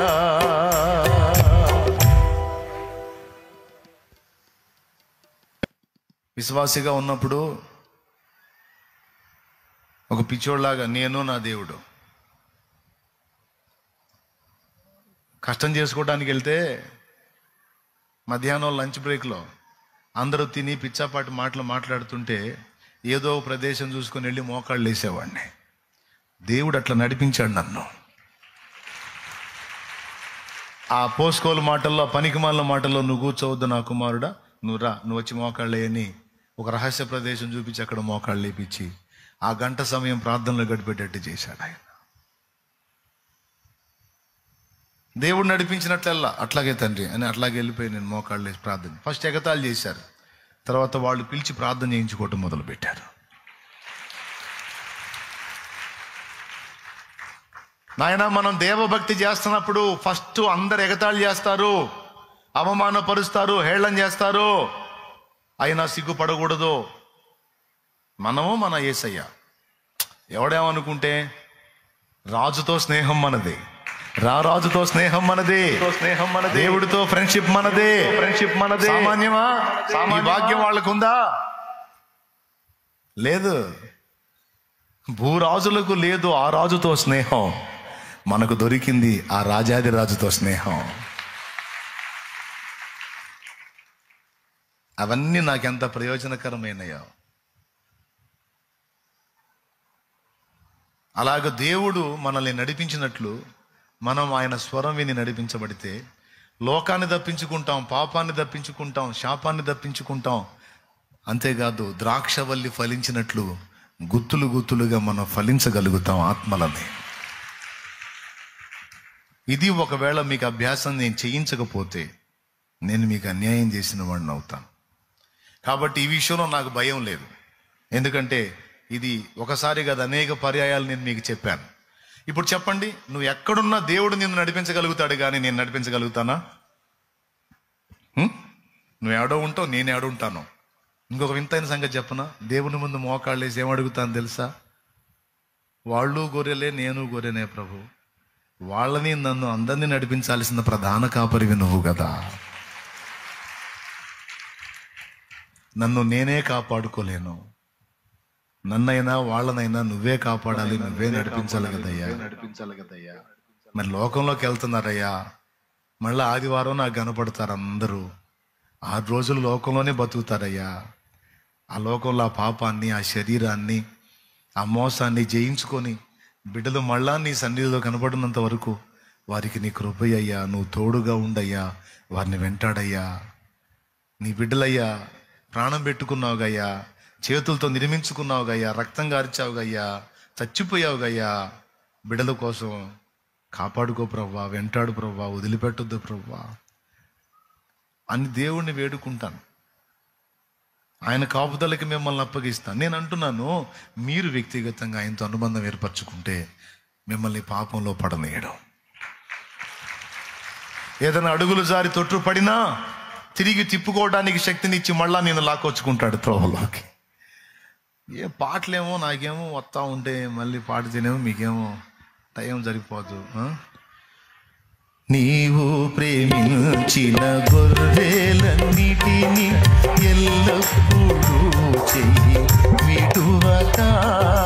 నీవు ప్రేమించిన గొర్రెలన్నిటిని ఎల్లప్పుడూ చెయ్యి విడువక.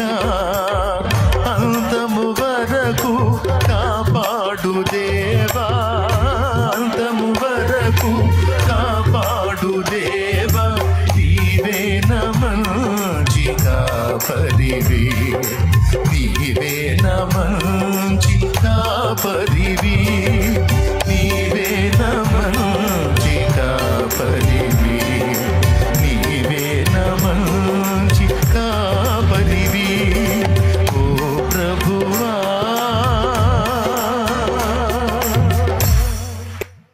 అమ్మా, దేవుని స్వరం విని దేవుని చేత నడిపించబట్టు నువ్వు అలవాటు చేసుకోకపోతే సాతాను నిన్ను లీడ్ చేస్తాడమ్మా. వాడు నిన్ను పాపంలోకి తీసుకెళ్ళొచ్చు, ఆత్మహత్యలోకి తీసుకెళ్ళొచ్చు, అక్రమ కార్యకలాపాల్లోకి తీసుకెళ్ళొచ్చు, నిన్ను నాశనంలోకి తీసుకెళ్ళొచ్చు, ఏమైనా చేయొచ్చు నిన్నోడు. మీకు తెలుసా, దేవుణ్ణి ఎరిగి కూడా కొంతమంది ఆత్మహత్య చేసుకున్నారు. ఎందుకో తెలుసా? దేవుని మందిరానికి అయితే వచ్చారు, కానీ దేవుని నడిపింపును అలవాటు చేసుకోలేదు, దేవునితో నడవటం అలవాటు చేసుకోలేదు.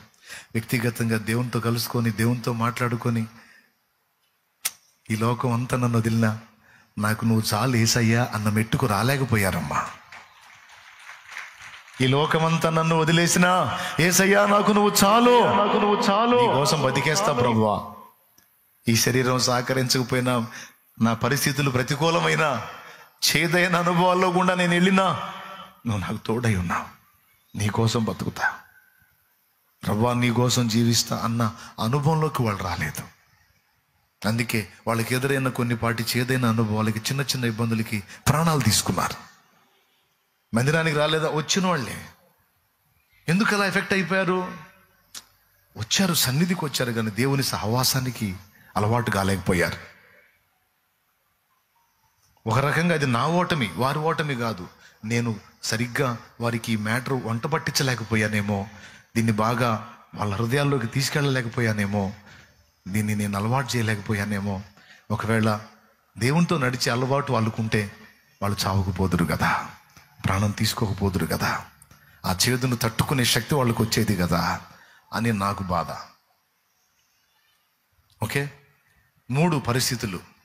1, దేవునితో నడవటం నువ్వు కానీ అలవాటు చేసుకుంటే పాపంలో పడకుండా కాపాడబడగలవు. ఒకవేళ ఏదైనా అడుగులు జారి డిస్టర్బ్ అయినా, తొట్టుపడినా, దుష్టుడు శోధించి పడినా తిరిగి లేవగలిగేటువంటి అవకాశం దేవునితో నడిచే వాళ్ళకే ఉంటుంది. దేవునితో నడవని వాళ్ళకి ఆ ఛాన్స్ లేదు. 1. 2వది, దేవునితో నడిచే వాళ్ళు సాతాను నడిపింపుని గుర్తుపట్టి దాన్ని అధిగమించి బతకగలుగుతారు. దేవునితో నడవగలిగిన వాళ్ళు, దేవునితో నడవటం నేర్చుకున్న వాళ్ళు సాతాను నడిపింపుకు లోబడి తమ ప్రాణాలు కోల్పోయే అవకాశం కూడా ఉంది. జీవితాలు నాశనం చేసుకునే అవకాశం ఉంది. క్షణికావేశాలకు లోనై తప్పటడుగులు వేసి తప్పుడు పనులు చేసి తొందరపాటు నిర్ణయాలు చేసి తమను తాము నాశనం చేసుకునే అవకాశం కూడా ఉందమ్మా. అబద్ధం ఆడకుండా చెప్పండి, ఎంతమందికి అర్థమవుతుంది నేను చెప్పేది? నిజంగా అర్థమైతే చేతులు ఎత్తండి. అర్థమైందా? దించండి. మూడవది, నిజంగా దేవుని నడిపింపు నువ్వు పొందుకుంటే నువ్వు భద్రంగా ఉండటమే కాదు, నువ్వు అనేక మందిని సాధించగలుగుతావు. అనేక జీవితాలకు ఒక దీపంగా మారగలుగుతావు. అనేక జీవితాలకు ఒక దీపంగా, ఒక వెలుగుగా మారగలుగుతావు. అందుకే దీన్ని మొట్టమొదట మీరు గుర్తుపెట్టుకోండి. రెండో విషయం, ఇదైతే నేను మీకు చేసిన అన్యాయం అనే ఒప్పుకుంటాను. మీరు ఆర్థికంగా దరిద్రులుగా ఉండటానికి, మీరు ఆర్థికంగా దారిద్ర్యతలో ఉండటానికి, లేమి, అప్పులు, సమస్యలు, కొదువ, కొరత, దరిద్రత అనేది మీరు కలిగి ఉండటానికి ఒక విధంగా నేను కారణం. నేనే కారణం. ఎందుకు నేను కారణమో ఒక్క మొక్క చెప్పి ప్రార్థన చేస్తాను. ఎక్కువ మిమ్మల్ని ఇబ్బంది పెట్టను. నేను చెప్పాలనుకున్న ముందు సంగతి మీ హృదయాల్లోకి వెళ్ళింది అనుకుంటాను. రెండవది,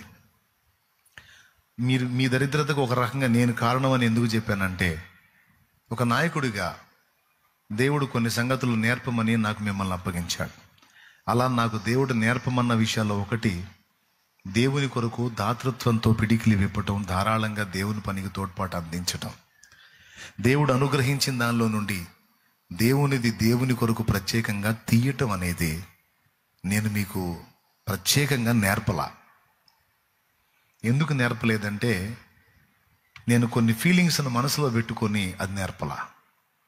ఏమిటా ఫీలింగ్స్ అంటే, నేను మనీ గురించి మాట్లాడితే ఎదుటోళ్ళు నన్ను ఎక్కడ చులకనగా అనుకుంటారో, ఎక్కడ నన్ను తేలిగ్గా లెక్కేస్తారో, ఎక్కడ మనీ మైండెడ్ అనుకుంటారో అనే ఉద్దేశంతో నేను దేవుని కొరకు ఇవ్వండి, దేవుని కొరకు చెయ్యండి, దేవునిది దేవునికి తీయండి అని ఇతమిద్దంగా మీకు అవగాహన కల్పించలేకపోయాను. అథెంటిక్గా మీ గట్టిగా నేను మాట్లాడలేకపోయాను. దీనివల్ల ఏం జరిగిందో తెలుసా? మీలో చాలామంది దేవునిది దేవునికి తీయటం అనేది అలవాటు చేసుకోవాలా. నీకు 100 రూపాయలు దేవుడు ఇచ్చాడు అనుకో, 100 రూపాయల్లో 90 రూపాయలు నీది, 10 రూపాయలు దేవుడు తన కొరకు కేటాయించమన్నాడు. ఎందుకు ప్రత్యేకించమన్నాడంటే, 2 కారణాలను బట్టి ప్రత్యేకించమన్నాడు. ఒకటి, నా మందిరములో ఆహారం ఉండు నిమిత్తము అన్నాడు. రెండవది, నేను నిన్ను దీవించున్నట్లు.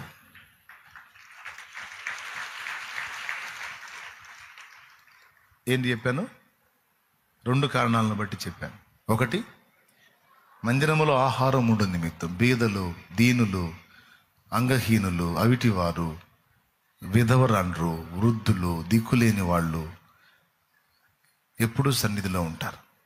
ఎక్కడ వాళ్ళకి అన్నం దొరికినా దొరకపోయినా నా సన్నిధిలో పట్టేడన్నం వాళ్ళకి దొరకాలి. దొరకాలంటే నేను నిన్ను దీవిస్తా. నేను దీవించి నీకు 100 రూపాయలు ఇచ్చాను అనుకో, అందులో 10 రూపాయలు దానికి కేటాయించి 90 రూపాయలు నువ్వు వినియోగించు. నీకు 1000 ఇచ్చాను అనుకో, 100 దానికి కేటాయించి 900 నువ్వు వాడుకో. 10,000 ఇచ్చాను అనుకో, 1000 దానికి కేటాయించి 9,000 నువ్వు వాడుకో. 1,00,000 రూపాయలు ఇచ్చాను అనుకో, 10,000 దానికి కేటాయించి 90,000 నువ్వు వాడుకో. ఇది ఖచ్చితంగా నువ్వు చేయాలి. ఇది దేవుడు పాత నిబంధనలోను క్రొత్త నిబంధనలోను కూడా చెప్పాడు. ఇందాక మీరే చదివారు, వాటిని మానక వీటిని చేయాలని యేసయ్య చెప్పాడు. పుదీనాలోను సోపులోను జీలకర్రలోను 10వ భాగం తీస్తారు, అది మానక ఇది చేయాలన్నారు. న్యాయము, విశ్వాసము, కనికరం గురించి చెప్పాడు. వాటిని మానేయమన్నాడా, వాటిని మానక అన్నాడా? అన్నాడు కదా. క్రొత్త నిబంధనలో పౌలు అంటాడు, ఒకడు తాను వర్ధిల్లిన కొలది, నేను 10% 10వ భాగమే తీస్తానని కాదు, నిన్ను దేవుడు ఆశీర్వదించి ఎంత విస్తరింపజేస్తే అంత ధారాళంగా నువ్వు వర్ధిల్లిన కొలది దేవుని పనికి ఇవ్వు, దేవుడు నిన్ను ఇంకా ఆశీర్వదిస్తాడు, వర్ధిల్ల చేస్తాడు అనేది చెప్పాడు. పాత నిబంధనలు ఏమన్నాడో తెలుసా? మానవుడు దేవుని యొద్ద దొంగిలునా, అయితే మీరు నా యొద్ద దొంగిలితిరి. 3:8 చూడండి, స్క్రీన్ మీద కనపడుతుంది. దేని విషయములో మేము నీ యొద్ద దొంగిలితమని మీరందరూ 10వ భాగమును ప్రతిష్టార్పణలను ఇయ్యక దొంగిలితిరి. తర్వాత ఈ జనులందరూ నా యొద్ద దొంగిలిచునే ఉన్నారు, మీరు శాపగ్రస్తులై ఉన్నారు. చూడండి, శాపం అంటే ఆర్థిక పరమైన దరిద్రత. ఎందుకు? దేవుడు నీకు తీయమన్న దాన్ని కూడా తీయకుండా నువ్వు దాన్ని వాడేస్తున్నావు. దానికి సమస్యలు చెప్తున్నావు, ఇబ్బందులు చెప్తున్నావు, కష్టాలు చెప్తున్నావు, అప్పులు చెప్తున్నావు. ఇవన్నీ కాదు. మొట్టమొదటి సంగతి ఏంటంటే నీకు మనసు ఒప్పదు, నీకు మనసు రాదు. ఎంత కష్టపడితే వచ్చింది ఇది, ఎంత కష్టపడితే వచ్చింది. ఏంది అక్కడ వేసేది? శాలెమ్మన్నకి ఏం రోగం అనుకుంటారో ఏమనుకుంటారో నాకు తెలియదు. మొత్తానికి మనసు ఒప్పదు. కానీ అక్కడ ఏం రాస్తుందో తెలుసా? దీని వలన మీరు శాపగ్రస్తులై ఉన్నారు అన్నాడు. అంటే ఈ శాపం ఎందుకు వస్తుంది? ఈ దరిద్రత ఎందుకు వస్తుంది? ఆర్థికపరమైన లేమి ఎందుకు వస్తుందంటే దేవుడు అనుగ్రహించిన దానిలో నుండి దేవుడు తీయమన్నది తీయకపోవటం. 2 నిబంధనల్లో చెప్పిన ఆ మాటని గౌరవించకపోవటం. నేను దీన్ని గట్టిగా నొక్కి చెప్పడానికి కొంతమంది దరిద్రులు ఏమన్నా విమర్శిస్తారు, కామెంట్ చేస్తారని స్టార్టింగ్లో ప్రారంభం నుంచి ఈ దరిద్రం అలానే కొనసాగింది నాకు. ఎవడేమన్నా అనుకుంటాడేమో, డబ్బు గురించి మాట్లాడితే ఏమన్నా అనుకుంటారేమో, డబ్బు గురించి మాట్లాడితే ఏమన్నా అనుకుంటారేమో ఎవడో ఏదో అనుకుంటాడని మిమ్మల్ని మొత్తాన్ని దరిద్రుల్ని చేశాను నేనే. అందుకే ఒప్పుకుంటున్నా.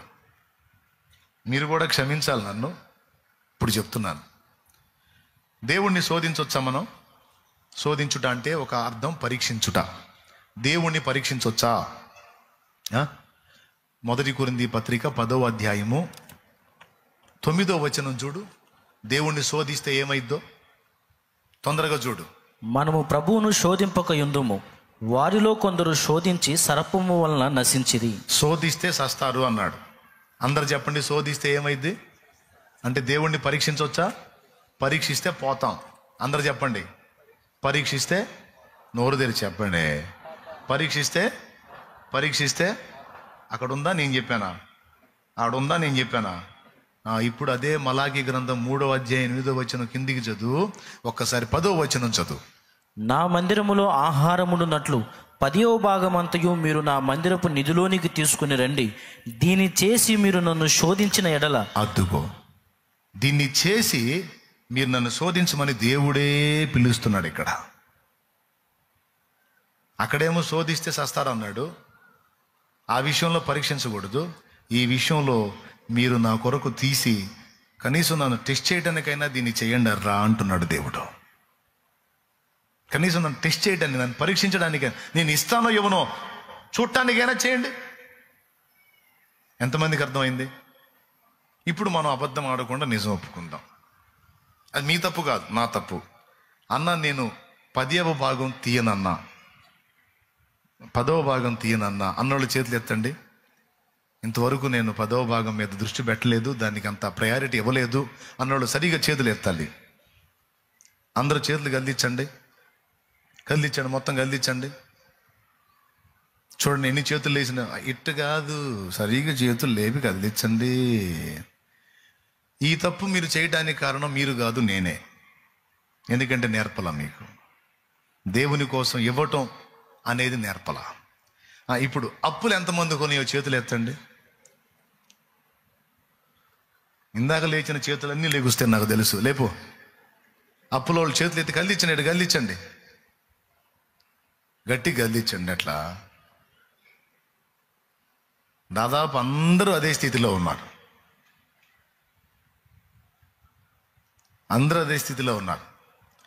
అన్న నేను దేవునికి ఎట్టి పరిస్థితుల్లో తీస్తాను, అలవాటు నాకుంది అన్నోళ్ళు చేతులు ఎత్తండి. ఎట్టి పరిస్థితుల్లో నేను తీస్తానన్నా, దేవుని ఖచ్చితంగా తీస్తాను, అది నాకుందన్న అలవాటు అన్నాడు.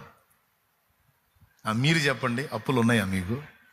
ఏ స్థాయిలో ఉన్నాయి? ఉంటే నేను చెప్పనా, ఛాన్సే లేదు. దేవునికి స్తోత్రం కలుగును గాక. ఒకవేళ ఉన్నా కూడా అడ్రస్ లేకుండా పోతాయి. ఎందుకంటే ఆయనే ఇక్కడ వాగ్దానం చేశాడు, మీరు నాకు ఇచ్చి నన్ను శోధించండి, పరీక్షించండి. ఎక్కడ పరీక్షించినా ఒప్పుకోని దేవుడు ఇక్కడ ఈ విషయంలో పరీక్షించమని ఆయనే పిలుస్తున్నాడు. ఓసారి చేశా ఆ పని, ఓసారి చేశా.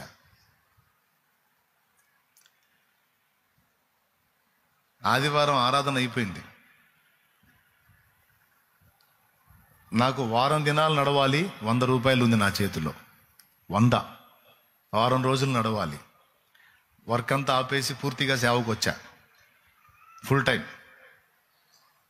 ఫ్యామిలీ మొత్తం 6 కుటుంబ సభ్యులు, 6 రోజులు గడవాలి. ఎట్లా నడుస్తుంది? సరే, వేరే మందిరం ఒకటి ఉంటే ఆ మందిరం దగ్గరికి వెళ్ళి మోకాళ్ళుని ప్రార్థన చేస్తున్నా. ప్రార్థన చేస్తుంటే నాకు ఈ మలాకి 3:8 గుర్తొచ్చింది. మీరు నమ్మండి నమ్మకపోండి, నిజంగా 3:8 గుర్తొచ్చింది. నాకిచ్చి నన్ను పరీక్షించండి అన్నాడు కదా. ఇప్పుడు దేవుడితోనేగా మన నడక. అసలు ఎట్ట చేస్తాడో చూద్దాం. ఎందుకంటే ఇక్కడ ఛాన్స్ ఇచ్చాడు, ఎక్కడ సంధివల, ఎక్కడ పరీక్షించినా సావగొడతాడు. కానీ ఇక్కడ మాత్రం నాకు ఇచ్చి నన్ను టెస్ట్ చేయండి అని ఆయనే చెప్పాడుగా, క్లియర్గా వచనం ఉందిగా అని లేచా. ప్రార్థన సగంలో ఆపి లేచి ఆ జేబులో ఉన్న 100 తీసి ఆ బాక్సులు వేసి కూర్చున్నా. మళ్ళీ ఇప్పుడు నాకు ఎవడు అప్పు లేదు, నాకు వచ్చే మార్గం కూడా లేదు, ఎవరు నాకు ఇచ్చే అవకాశం కూడా లేదు. ఇప్పుడు ఎలా ఇస్తాడో చూస్తా అని మోకాళ్ళు వేసి అయితే కూర్చున్నాను. కానీ ఇంటికాడికి పోతే ఏం చెప్పాలా?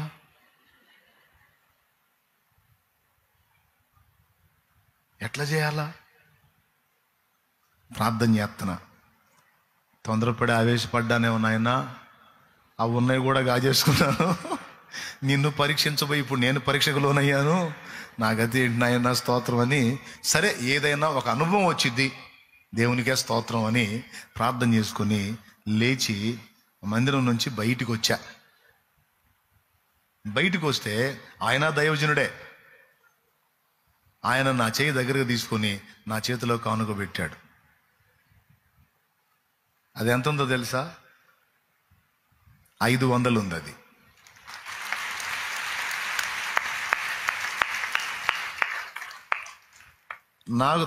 నేను ఎంత వేసాను, ఆయన నా చేతిలో ఎంత ఉంచాడు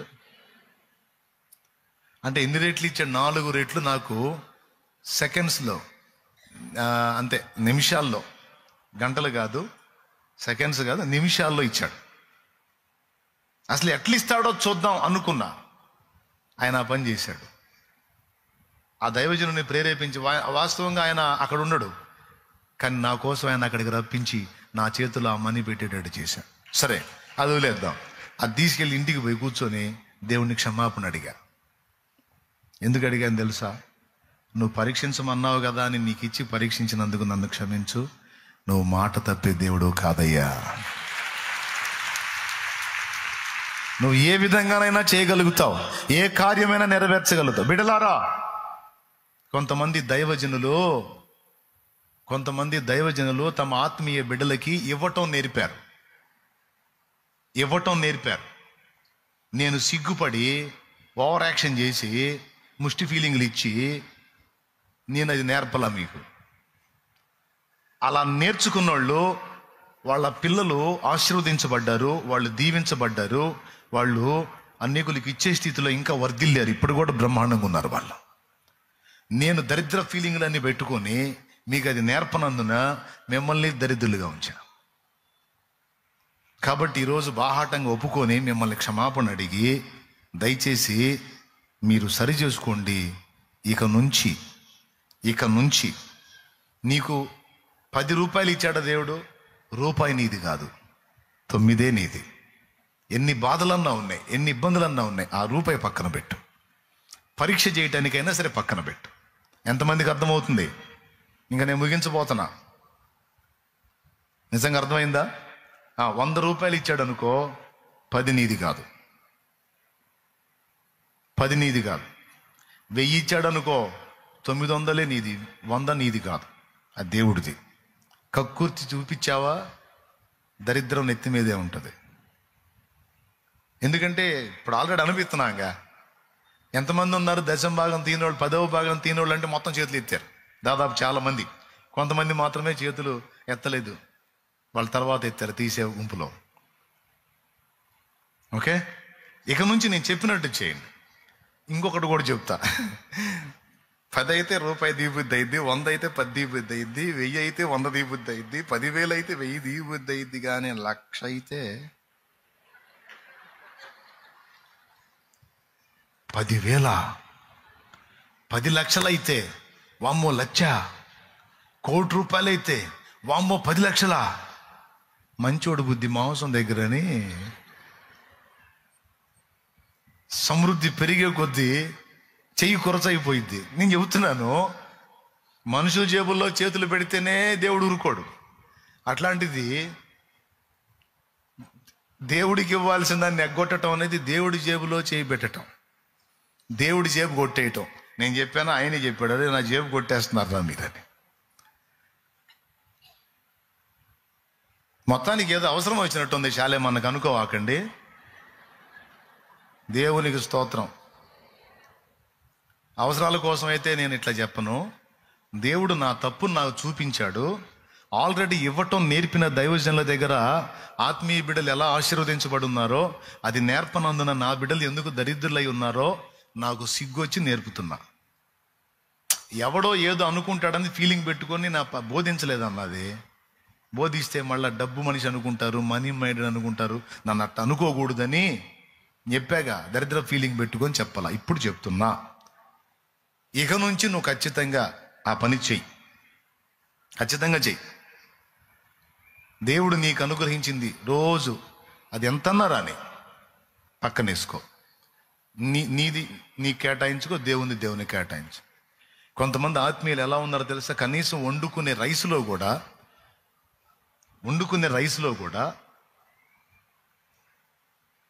కొంత కేటాయిస్తారు. ఈ అన్నం, ఈ రైస్ నాకు దేవుడిచ్చింది, దేవుడు ఇవ్వకపోతే నాకు ఈ తిండి దొరకదు, ఆయన దయాదానం అని అందులో కూడా కొంత రైస్ని కేటాయించి మిగిలిందని వండుకుంటారు. ఇది నా పిల్లలకి, నాకు, ఇది నా సన్నిధిలో ఆహారానికి, నా తండ్రి సన్నిధిలో ఆహారానికి అని కేటాయించి వండుకునేవాళ్ళం. అందరూ అట్లా అలవాటు చేసుకోండి. ఎంతమంది ఈ మాట స్పష్టంగా విన్నారు? ఇక నుంచి నేను చెప్పినట్టు చేయండి. అనతి కాలంలోనే, కొంతకాలంలోనే దేవుడు మీకు సమృద్ధిని విడుదల చేయకపోతే అప్పుడు అడగండి. ఆయన అన్నాడు, నాకిచ్చి నన్ను శోధించిన ఎడల ఆకాశపు వాకిండ్లను విప్పి పట్టజాలనంత విస్తారముగా దీవెన కుమ్మరిస్తాను. పట్టజాలనంత విస్తారంగా. విచిత్రం ఏంటంటే నేను తీస్తా మళ్ళా నేను తీయటం కాదు, అసలు 10వ భాగం నేనే వాడుకొని 90% దేవుడికి అన్నట్టు కేటాయించే పొజిషన్కి నేను వెళ్ళా. మీకు నేర్పలా, నేను దీవించబడ్డా. నాకు దేవుడేం తక్కువ చేయలేదు, ఎందుకంటే ఇవ్వటం నేర్చుకున్నాను నేను, మీకు నేర్పలా. అందువల్ల ఏం జరిగింది, ఈ విషయం నేను గట్టిగా చెప్పనందున, దీని గురించి నేను అలవాటు చేయనందున మీకు అలా ఉండిపోయింది. నీకేం లేదు, ఏదో వచ్చిన దానిలో అంత కానుకేసేసి తృప్తి చెందుతూ ఉన్నారు. దేవునికి సంపూర్తిగా చెందకుండా అడ్డగిస్తున్నారు. అందువల్ల శాపం వెంటాడుతుంది. అక్కడ రాసుంది, ఇందువల్ల మీరు శాపగ్రస్తులై ఉన్నారు. ఆ శాపం ఇక మనకు దీవెనగున్నట్లు, పట్టజాలంత విస్తారమైన దీవెన మనకు కలుగునట్లు ఈ రోజు నుంచి కైసరవి కైసరికి,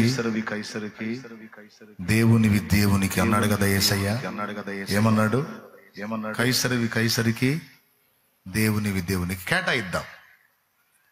కొంచెంలోంచి ముందు తీయటం మొదలు పెడతాం. విస్తారంగా ఇచ్చాడు, అందులో నుంచి కూడా అమ్మో ఇది దేవుడు, దాన్ని భయపడి నువ్వు ఇంకా ఇస్తాడు. సమృద్ధి అయినటువంటి ఆశీర్వాదం నా తండ్రి నీకు ఇవ్వబోతా ఉన్నాడు, అది నీవు పొందినట్లు. ఈ 2 విషయాలు గుర్తుపెట్టుకోండి. ఒకటి, దేవునితో వ్యక్తిగతంగా నడవండి. అంతేకాదు ఆర్థిక విషయాల్లో నమ్మకంగా ఉండండి దేవునికి. ఒకసారి ఒక ఎగ్జాంపుల్ చెప్పాను కదా, ఒక దైవజనుడు చెప్పినటువంటి ఎగ్జాంపుల్ చెప్పాను కదా. నేను దైవజనుడు ఒక ఇంటికి పోతే ఆయన వరకు అన్నం పెట్టింది, కూర్చోబెట్టి వండి. ఆమె కొడుకు ఆయన ముందు కూర్చుంటే అన్నంకెళ్ళి చూస్తుంటే వాడిని పక్కకు తీసుకొని పోయింది. ఆయన ఫీల్ అయ్యాడు. అమ్మ కూర్చొని వాడిని కూడా కూర్చొని ఆకలిగా ఉన్నట్టున్నాడు, వాడు కూడా తింటాడంటే వాడు తినకూడదు లేనా అని పక్కకు తీసుకెళ్ళి. వాడు తినకూడదు. ఎందుకు తినకూడదు? నేను సేవకుడిని, నా దగ్గర తింటే తప్పింది, ప్లేట్ ఇవ్వో వాడికి కూడా వేస్తానంటే వాడు తినకూడదన్నా. వాడు తినకూడదు. ఎందుకమ్మా ఎందుకు తినకూడదు అంటే చెప్పింది, అది దేవునిదన్నా, దేవునికని తీసిన బియ్యం అయి. వాస్తవంగా మా ఇంట్లో బియ్యం అయిపోయి 2-3 రోజులైంది. 2-3 రోజుల నుంచి మా ఇంట్లో అన్నం వండే పొజిషన్ లేదు. కానీ ఇంత శ్రమ వచ్చినా సరే దేవుని కేటాయించాలి, నమ్మకంగా ఉండాలని అవి మా ఇంట్లో ఉన్నా వండుకోవాలా. దైవజనుడు వచ్చావు, నేను ఖాళీ కడుపుతో పంపించకూడదు, అందుకే వండి పెట్టా, నువ్వు తిను, నువ్వు సేవకుడివి, నువ్వు అది తీసుకోవచ్చు, మేము దాన్ని ముట్టకూడదు, అది దేవుడిది అన్నట్టు. ఆయన కన్నీళ్ళు వచ్చినాయి, బాధపడి సరే ఓకే, ఇప్పుడు సేవకుడని దేవుని దాన్ని నాకు కేటాయించావు కదా, ఇప్పుడు సేవకుడిగా నువ్వు నాకు ఇచ్చావు, నాది ఇప్పుడు నాది ఆ బిడ్డకి పెడుతున్నాను నేను. దేవుడిది నాకు ఇచ్చావుగా, ఇది నాదిగా, నా దేవుడిది నాది, నా చేతికి అప్పచెప్పావు, దీని బాధ్యత నాది, ఇప్పుడు అది నాది, నా దేవుడిది, ఇదిగో నేనే పెడుతున్నాను, ఏదైనా ఉంటే నేను దేవుడు చూసుకుంటాం, ఇవ్వడి ప్లేట్ ఇవ్వంటే ఆయన కూర్చోబెట్టి పెట్టారు. అయిపోయింది. భారంతో ప్రార్థన చేశాడు, దేవా కడుపు మలమల మాడుతున్నా ఎంత నమ్మకంగా ఉందో చూడు ఈ కుటుంబాన్ని నింతే వదిలేస్తావా? అసలు ఎందుకు దర్శించడానికి పోయాడు ఆయన అక్కడికంటే 2 వారాల నుంచి మందిరానికి రావట్లా. ఎందుకు రావట్లేదని అడుగుదామని పోయాడు. ఛార్జీకి డబ్బులు లేక రావట్లా, ఇంట్లో జరగట్లా. ఆ చర్య చూసిన తర్వాత ఆయన కన్నీరు విడిచి ప్రార్థన చేసి వెళ్ళాడు. నెక్స్ట్ సండే పెందలకడనే వచ్చేసారు. సంతోషంగా వచ్చి దైవజనుడిని సంతోషంగా కలుసుకున్నారంట. ఏందమ్మా ఇంత సంతోషంగా ఉన్నారు అన్నా? దేవుడు కార్యం చేశాడన్నా, దేవుడు గొప్ప కార్యం చేశాడన్నా. ఏం చేశాడు? వాళ్ళు ఏ తోటలో అయితే పనిచేస్తారో ఆ యజమానుడు వేరే ప్రాంతానికి వెళ్ళిపోతా, ఆయన్ని దేవుడు ఆశీర్వదించాడు, ఆయన వేరే ప్రాంతానికి వెళ్ళిపోతా సమృద్ధి గల్లోడు. ఎన్నాళ్ళు మీరు నా దగ్గర నమ్మకంగా పనిచేశారు, అది 2 ఎకరాలు ఎన్ని ఎకరాలు తోట, 2 ఎకరాలు పైన, 2 ఎకరాలు పై చిలుగు తోట, అది ఆల్రెడీ రన్నింగ్లోకి వచ్చిన తోట. వాళ్ళని పిలిచి వాళ్ళకి రాసేసి, ఇక మీ జీవితాంతం మీరే పండించుకోండి తినండి అని చెప్పి వాళ్ళు రాసేసి వెళ్ళిపోయాడు. పక్కవానికి వచ్చిన తోట,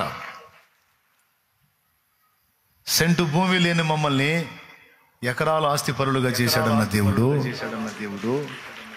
అది రోజుల్లోనే జరిగిన కార్యమన్నా అని చెప్పి సాక్ష్యం ఇచ్చి దేవుని సముఖంలో నిలబడ్డారు. కొంచెములో నమ్మకంగా ఉన్నవానికి విస్తారంగా అప్పచెప్పే దేవుడు, ఆయన విషయంలో నమ్మకత్వాన్ని ప్రదర్శించిన వాళ్ళని అన్యాయం చేసే దేవుడు కాదు. కాకపోతే మన బుద్ధి, బలహీన బుద్ధి, మెతక బుద్ధి వల్ల మనం దరిద్రతను అనుభవిస్తున్నాం. ఇంకొద్దు, మార్చుకుందాం. ఇప్పుడు నేను క్లియర్గా చెప్పాను గనక ఇంకా నేను మీకు అన్యాయం చేసినట్టు కాదు. ఓకేనా? ఎంతమందికి అర్థమైంది? 2 విషయాల్లో న్యాయం జరిగింది. ఒకటి, మీరుగా దేవుణ్ణి కలుసుకోవటం. ఓకేనా? రెండవది, దేవునికి అన్ని విషయములలో నమ్మకంగా ఉండటం, అందులో దేవునికి ఇచ్చే విషయములో నమ్మకంగా ఉండటం. ఈ 2 మీరు గుర్తుపెట్టుకోండి.